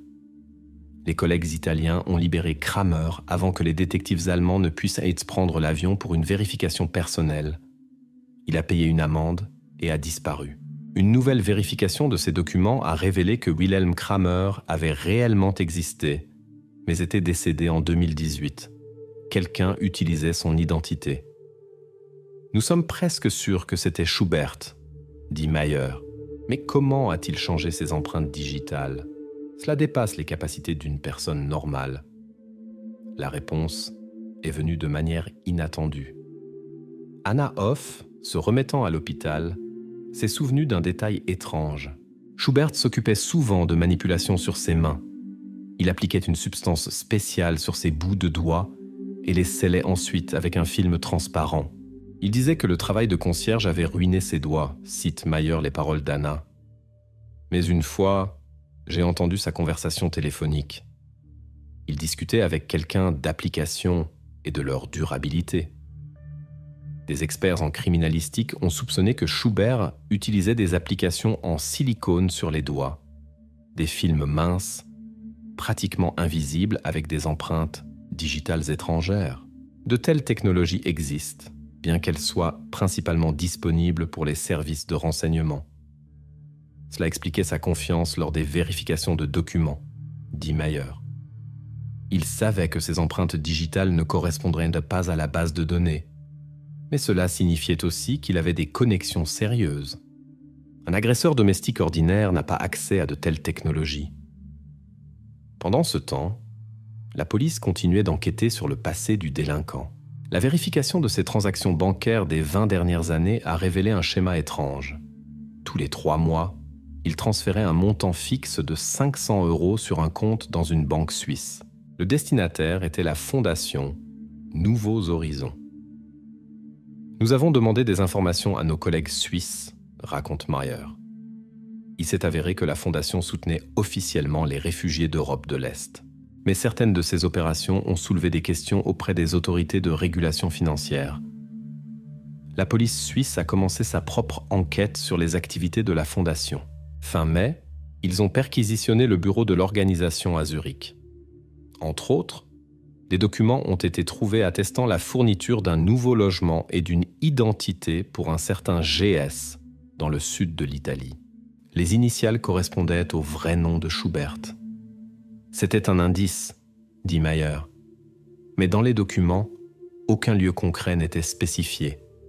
Seulement la direction générale, la Calabre, une région du sud de l'Italie.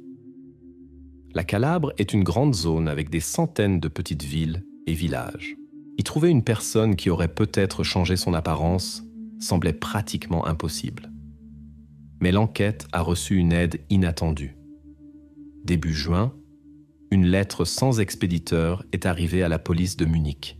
À l'intérieur se trouvait une carte postale usée avec une vue d'une petite ville côtière. Au verso était écrit « Il est ici, Tropea, vignoble ». Pas de signature. Tropea est une pittoresque ville sur la côte de la mer Tyrrhénienne, une destination touristique populaire. Autour d'elle s'étendaient de vastes vignobles appartenant à diverses entreprises privées. Nous avons immédiatement contacté les collègues italiens, dit Meyer.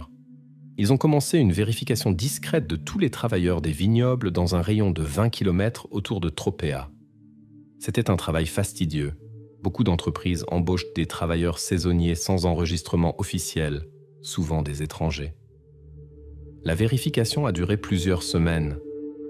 La police italienne a interrogé les propriétaires de vignobles et leur a montré des photos de Schubert, mais sans succès. Personne n'a reconnu l'homme sur l'image. Mi-juin, il y a eu un nouveau tournant. Une locale, Maria Rossi, s'est présentée à la police de Tropea. Elle a signalé que son voisin, un Allemand récemment arrivé nommé Walter, se comportait étrangement.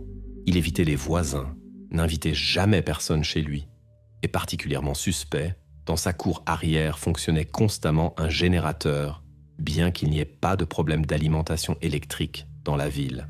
Les policiers italiens ont surveillé la maison, raconte Meyer. C'était une petite villa en périphérie, partiellement cachée par des oliviers. Walter menait effectivement une vie recluse. Il ne sortait que pour faire des courses, toujours avec une casquette et des lunettes de soleil, même par temps nuageux.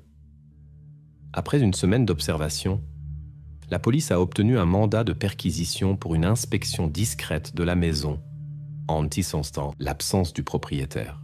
Lorsque Walter est allé en ville pour faire des courses, 2 officiers sont entrés dans la villa. Ce qu'ils ont découvert ne laissait aucun doute, dit Meyer. Dans le sous-sol de la maison, il y avait une pièce en construction, avec porte renforcée, isolation phonique, sans fenêtre. Elle n'était pas terminée, mais évidemment destinée à héberger des prisonniers.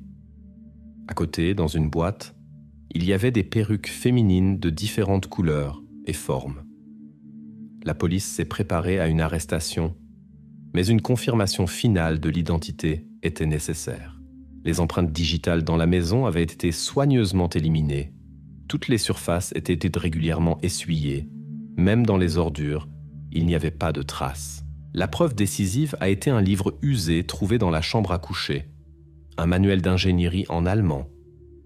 Sur la page de garde se trouvait une inscription à peine perceptible, à Gérard, de la part des collègues, 1998.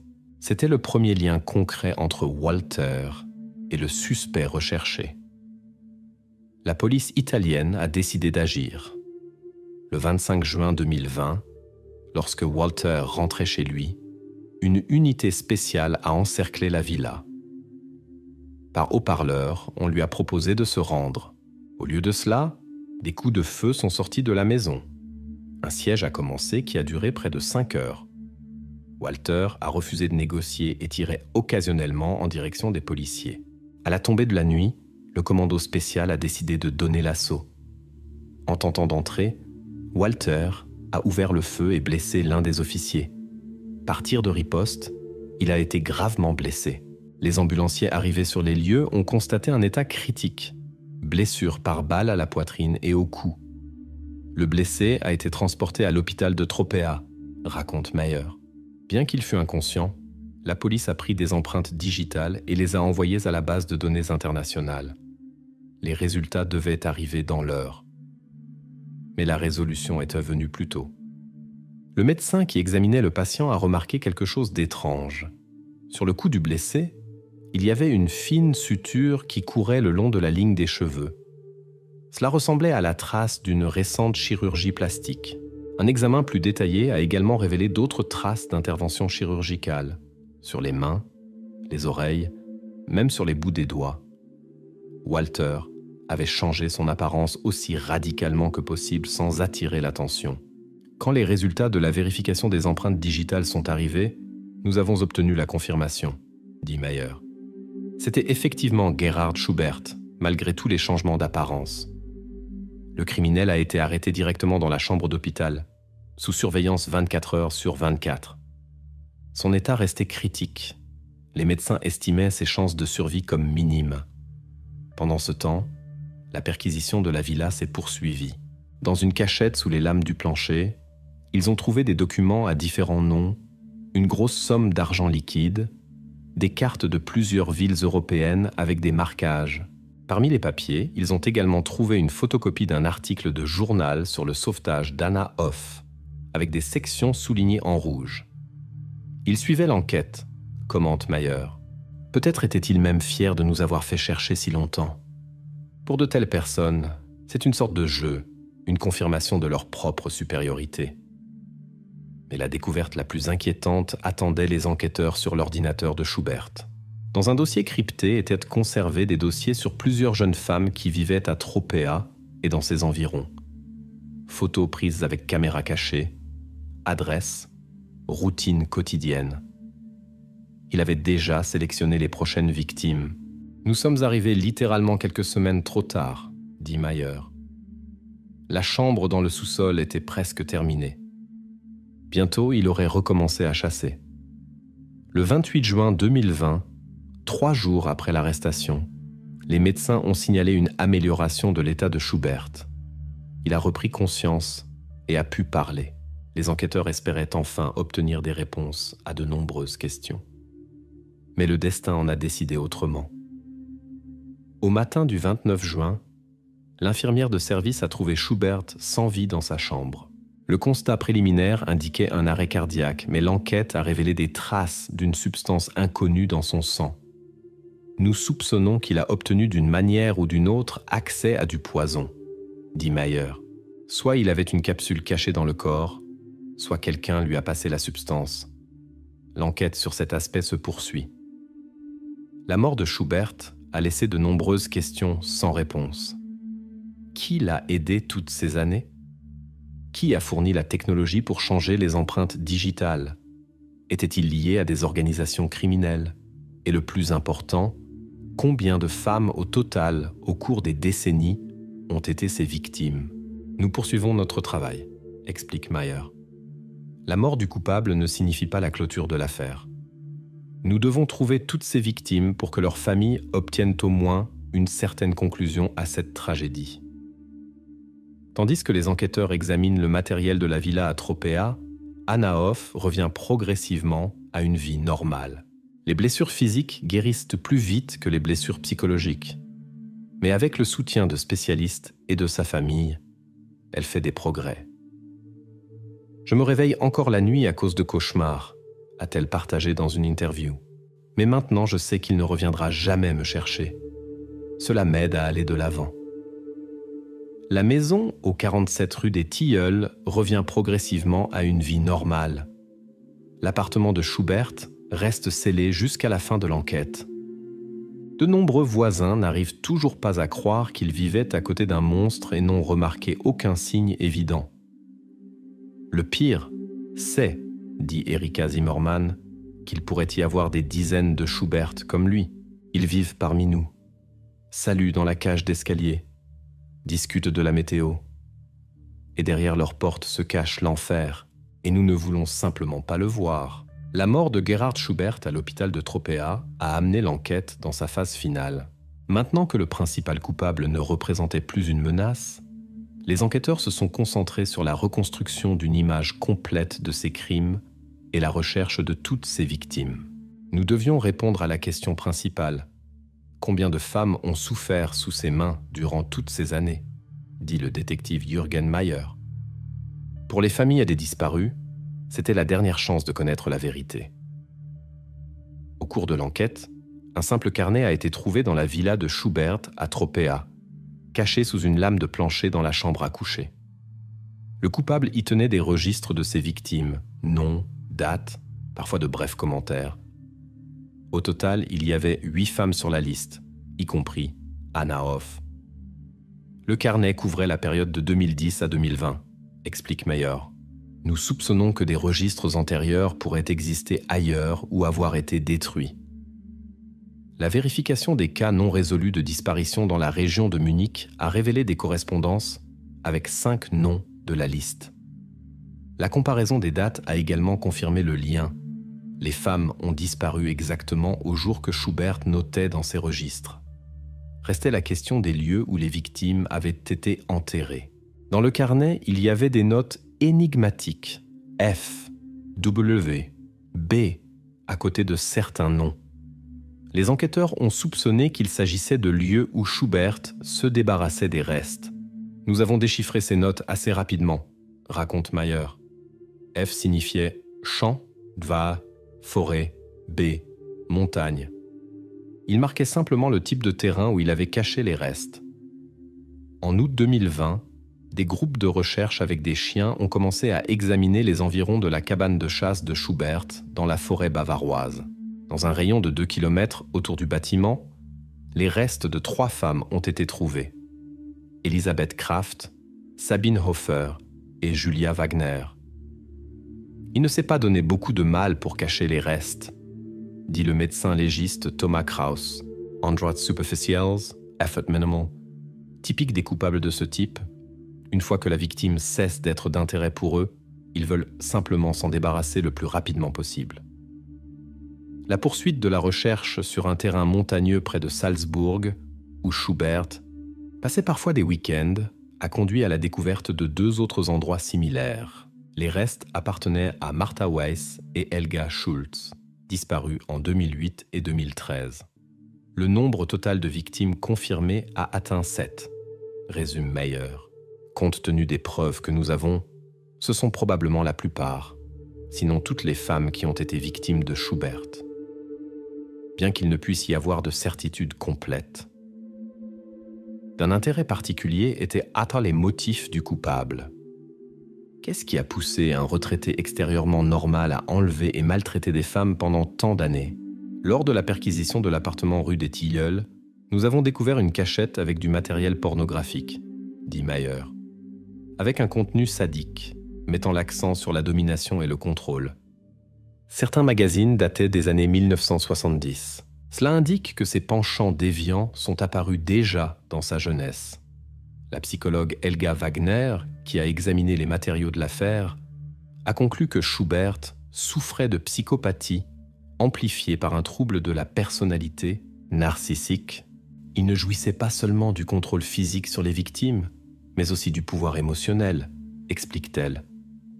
Dans ces notes se trouvent des annotations sur les réactions des femmes à la captivité, comment leur comportement changeait avec le temps. C'était une forme d'expérience cruelle. Une enquête plus approfondie sur la biographie de Schubert a révélé plusieurs épisodes inquiétants.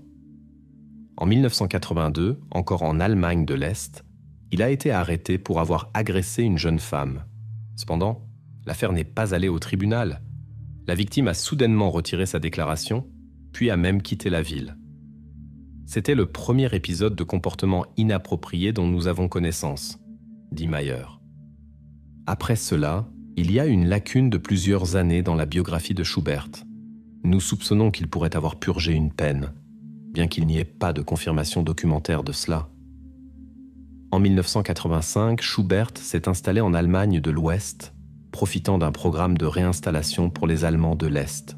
À Munich, il a commencé une nouvelle vie, sans l'ombre du passé.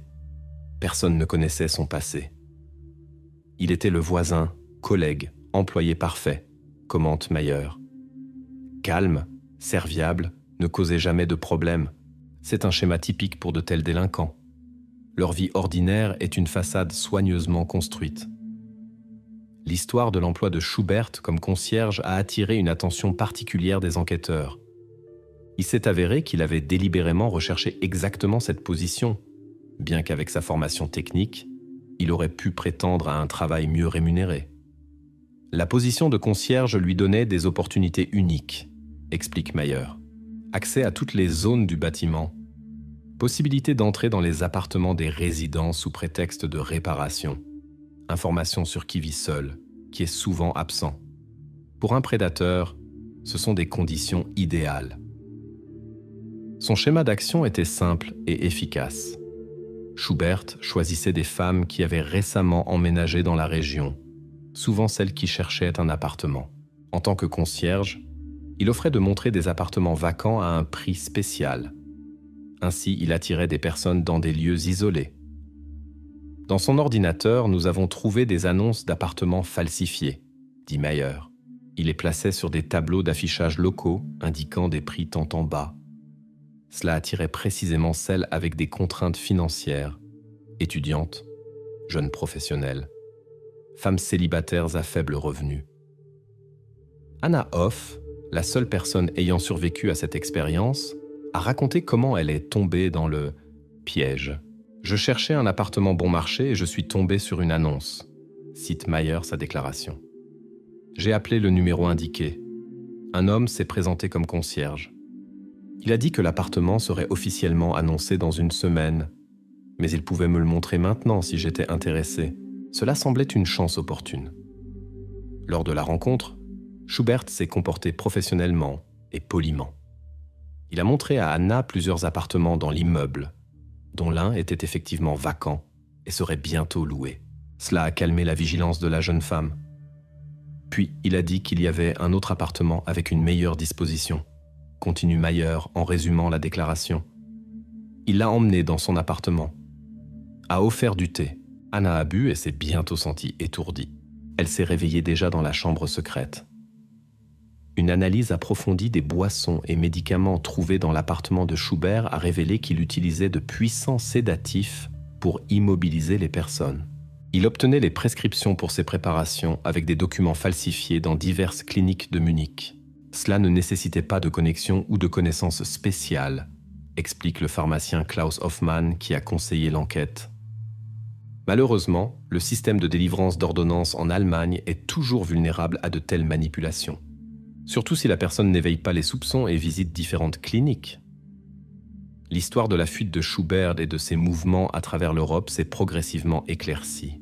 Il s'est avéré qu'il s'était préparé longtemps à un tel scénario. Sur son ordinateur, on a trouvé un dossier nommé « Urgence » qui contenait des informations sur les routes, les lieux sûrs et les contacts. Il était méthodique en tout, dit Mayer. Il a probablement compris que tôt ou tard, il serait découvert et a préparé à l'avance un plan de retraite. Un mystère restait l'identité de Walter Krause, sous laquelle Schubert se cachait en Italie. La vérification des documents a montré qu'ils étaient tant de haute qualité, non pas des falsifications artisanales, mais des contrefaçons professionnelles. Nous soupçonnons qu'il les a acquis via des connexions criminelles, explique Mayer. Sur Internet, il existe des marchés clandestins où, avec des moyens suffisants, on peut acheter pratiquement n'importe quel document. Schubert avait apparemment économisé de l'argent pendant des années pour une telle situation. La villa à Tropea a également été acquise via un schéma complexe. Formellement, elle appartenait à une société enregistrée à Chypre qui louait la propriété à long terme à Walter Krause. Cela rendait difficile de remonter au propriétaire réel. Il a utilisé des méthodes typiques de blanchiment d'argent et de dissimulation d'actifs, dit la spécialiste des délits financiers Andrea Rossi. Il ne faut pas être un génie pour organiser un tel schéma. Il suffit de trouver l'avocat approprié disposé à fermer les yeux sur certains détails, moyennant des honoraires supplémentaires. Le destin final de Schubert à l'hôpital de Tropea a d'abord été classé comme auto-infligé. l'analyse médicale a détecté des substances sédatives dans son sang. Un puissant somnifère qui, à forte dose, peut provoquer des complications respiratoires. Comment il a obtenu la préparation restait un mystère, dit Mayer. La version selon laquelle une capsule contenant la substance était cachée dans son corps semblait invraisemblable. Plus probable est que quelqu'un lui ait passé la substance. La révision des enregistrements des caméras de surveillance de l'hôpital a révélé que Schubert avait été visité un jour avant sa disparition par une infirmière qui ne travaillait pas dans ce service. Elle a passé environ 5 minutes dans la chambre, prétendument pour vérifier la perfusion. La police italienne l'a identifiée comme Maria Bianchi, une employée d'une autre aile de l'hôpital. Lors de l'interrogatoire, Maria a admis avoir remis des pilules aux patients à sa demande, raconte Mayer. Il lui a dit qu'il avait de fortes douleurs et que les analgésiques prescrits n'aidaient pas. Elle a eu pitié du vieil homme et lui a apporté un puissant somnifère de son département. Maria ne savait rien de la véritable identité du patient et de ses intentions finales. Elle a été accusée de négligence avec résultat grave, mais compte tenu des circonstances, le tribunal s'est limité à une peine avec sursis et au retrait de la licence médicale. Schubert a préféré cette issue au procès et à l'enfermement permanent, commente la psychologue Wagner. Pour une personne avec son type de personnalité, la perte de contrôle, l'exposition publique et la captivité auraient été insupportables. Sa décision, le dernier acte de contrôle sur son propre destin.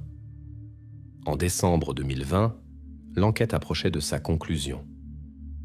Toutes les personnes concernées ont été identifiées et les cas ont été résolus de manière appropriée. Anna Hoff, après une longue réhabilitation, a commencé une nouvelle vie sous un autre nom dans un autre pays. Pour l'enquête, il restait une dernière question importante, dit Mayer. Schubert a-t-il agi seul pendant toutes ces années? Un examen approfondi de tous ses contacts n'a révélé aucun complice. Schubert était un solitaire classique qui évitait les relations étroites. Ses actions étaient une affaire purement personnelle qu'il ne partageait avec personne. De telles personnes ne forment généralement pas d'équipe, explique Wagner. Leur motivation est trop égocentrique. Ils ne veulent pas partager leur pouvoir sur les autres avec quelqu'un d'autre. En janvier 2021, l'affaire a été officiellement close. L'appartement de Schubert au 47 rue des Tilleuls est resté scellé encore plusieurs mois, tandis qu'on décidait de son sort ultérieur. Finalement, la société de gestion a décidé une rénovation complète de l'espace pour éliminer toutes les traces du passé. L'immeuble lui-même est progressivement revenu à une vie normale. De nouveaux résidents ont emménagé dans des appartements vacants, sans soupçonner les situations terribles qui avaient eu lieu derrière les murs de l'appartement voisin. Les gens se rencontraient dans l'ascenseur, se saluaient d'un signe de tête et continuaient de presser vers leurs affaires. L'histoire de Gerhard Schubert est un rappel que le pire peut se cacher derrière la façade la plus ordinaire, conclut Mayer. Derrière les portes d'un appartement urbain typique, dans un quartier résidentiel tranquille, un homme que les voisins considéraient comme un retraité inoffensif a créé une véritable souffrance pour ceux qu'il retenait. En mars 2021, alors que l'attention publique pour l'affaire commençait à diminuer, un événement inattendu s'est produit. Un homme qui s'est présenté comme Thomas Fischer a contacté la police de Munich. Il a affirmé avoir connu Schubert il y a quelques années via un forum internet dédié à la domination et au contrôle. Il a affirmé que Schubert avait tenté de l'impliquer dans ses activités, raconte Mayer. Il montrait des photos de femmes qu'il appelait ses élèves. Thomas pensait alors qu'il s'agissait de relations BDSM consenties et a rompu le contact quand il a senti que c'était trop extrême pour lui. La police a soigneusement vérifié les informations de Fischer. Son histoire a été confirmée par la correspondance conservée, dans laquelle Schubert, sous un pseudonyme, discutait effectivement de ses passe-temps et cherchait des personnes partageant les mêmes idées. Cela nous a amené à considérer l'existence possible d'autres personnes similaires, dit Mayer. Les forums où Schubert était actif pourraient m'en servir de lieu de recherche non seulement pour des cibles, mais aussi pour des adeptes. Avec le département de cybercriminalité, la police a commencé à surveiller les ressources mentionnées par Fischer. Les résultats étaient inquiétants. Dans des sections fermées des forums, des sujets allant bien au-delà du cadre des pratiques BDSM consensuelles légales étaient régulièrement discutés. Certains utilisateurs s'intéressaient ouvertement aux méthodes de détention et de contrôle de partenaires non consentants. Nous ne pouvons pas dire combien de ces conversations ne sont que des fantasmes et combien sont des plans pour des actions réelles, admet Mayer. Mais le fait reste que de telles communautés existent et elles peuvent servir de terrain fertile pour de nouveaux Schubert. Fin mars 2021, la rénovation tant attendue des sous-sols a commencé dans l'immeuble au 47 rue des Tilleuls. La société de gestion a décidé de moderniser les anciens systèmes d'eau et de chauffage et en même temps de vérifier toutes les zones techniques pour d'éventuelles reconstructions illégales. Nous voulons nous assurer qu'une telle situation ne se reproduise jamais, a expliqué le gestionnaire Dieter Kraus lors d'une réunion des résidents. Chaque pièce sera soigneusement vérifiée et mise en conformité avec les exigences modernes de sécurité. Les résidents ont accueilli cette initiative. Personne ne voulait vivre dans un immeuble à la réputation sombre. Personne ne voulait passer chaque jour devant l'appartement où s'était déroulée une situation troublante. Le 15 avril 2021, l'appartement Nezero 17, anciennement propriété de Schubert, après une reconstruction et rénovation complète, a été mis en vente. Les informations sur le passé de l'espace étaient obligatoirement indiquées dans les documents, conformément aux lois allemandes. Cela réduisait considérablement la valeur marchande de l'appartement, mais garantissait la transparence de la transaction. Étonnamment, nous avons rapidement trouvé un acheteur, raconte l'agent immobilier Claudia Mayer, un homme âgé, récemment déménagé de Hambourg à Munich. Il ne s'est pas laissé décourager par l'histoire de l'appartement. Il a dit qu'il ne croyait pas aux fantômes et était prêt à passer outre le passé à ce prix. Le nouveau propriétaire de l'appartement Nezero 17 était Walter Fischer, un retraité de 65 ans, ancien spécialiste technique, un homme calme et poli qui préférait la solitude. Les voisins le voyaient rarement, principalement tôt le matin quand il allait chercher des journaux frais. Aucun des résidents n'a remarqué son habitude d'observer longuement les jeunes femmes qui passaient, et personne n'a fait le lien entre son nom, Walter Fischer, et ce Thomas Fischer qui s'était adressé à la police avec des informations sur Schubert quelques semaines plus tôt. Fin avril 2021, une nouvelle résidente est apparue dans l'immeuble, Sophie Bauer, une étudiante qui avait loué un petit appartement au 2e étage. Une jeune fille attirante qui venait de déménager d'une petite ville à Munich et ne connaissait personne dans la grande ville. La vie au 47 rue des Tilleuls a suivi son cours habituel. Les gens se dépêchaient pour leurs affaires, se saluaient lors des rencontres et continuaient à leur chemin, sans poser de questions sur les voisins, sans s'intéresser à ce qui se passait derrière les portes fermées des autres appartements. Personne n'a remarqué comment Walter Fischer a aidé Sophie à porter des sacs lourds jusqu'à son appartement. Et personne n'a entendu comment il a suggéré de passer prendre une tasse de thé pour discuter des particularités de la vie dans cet immeuble que les nouveaux arrivants devraient connaître.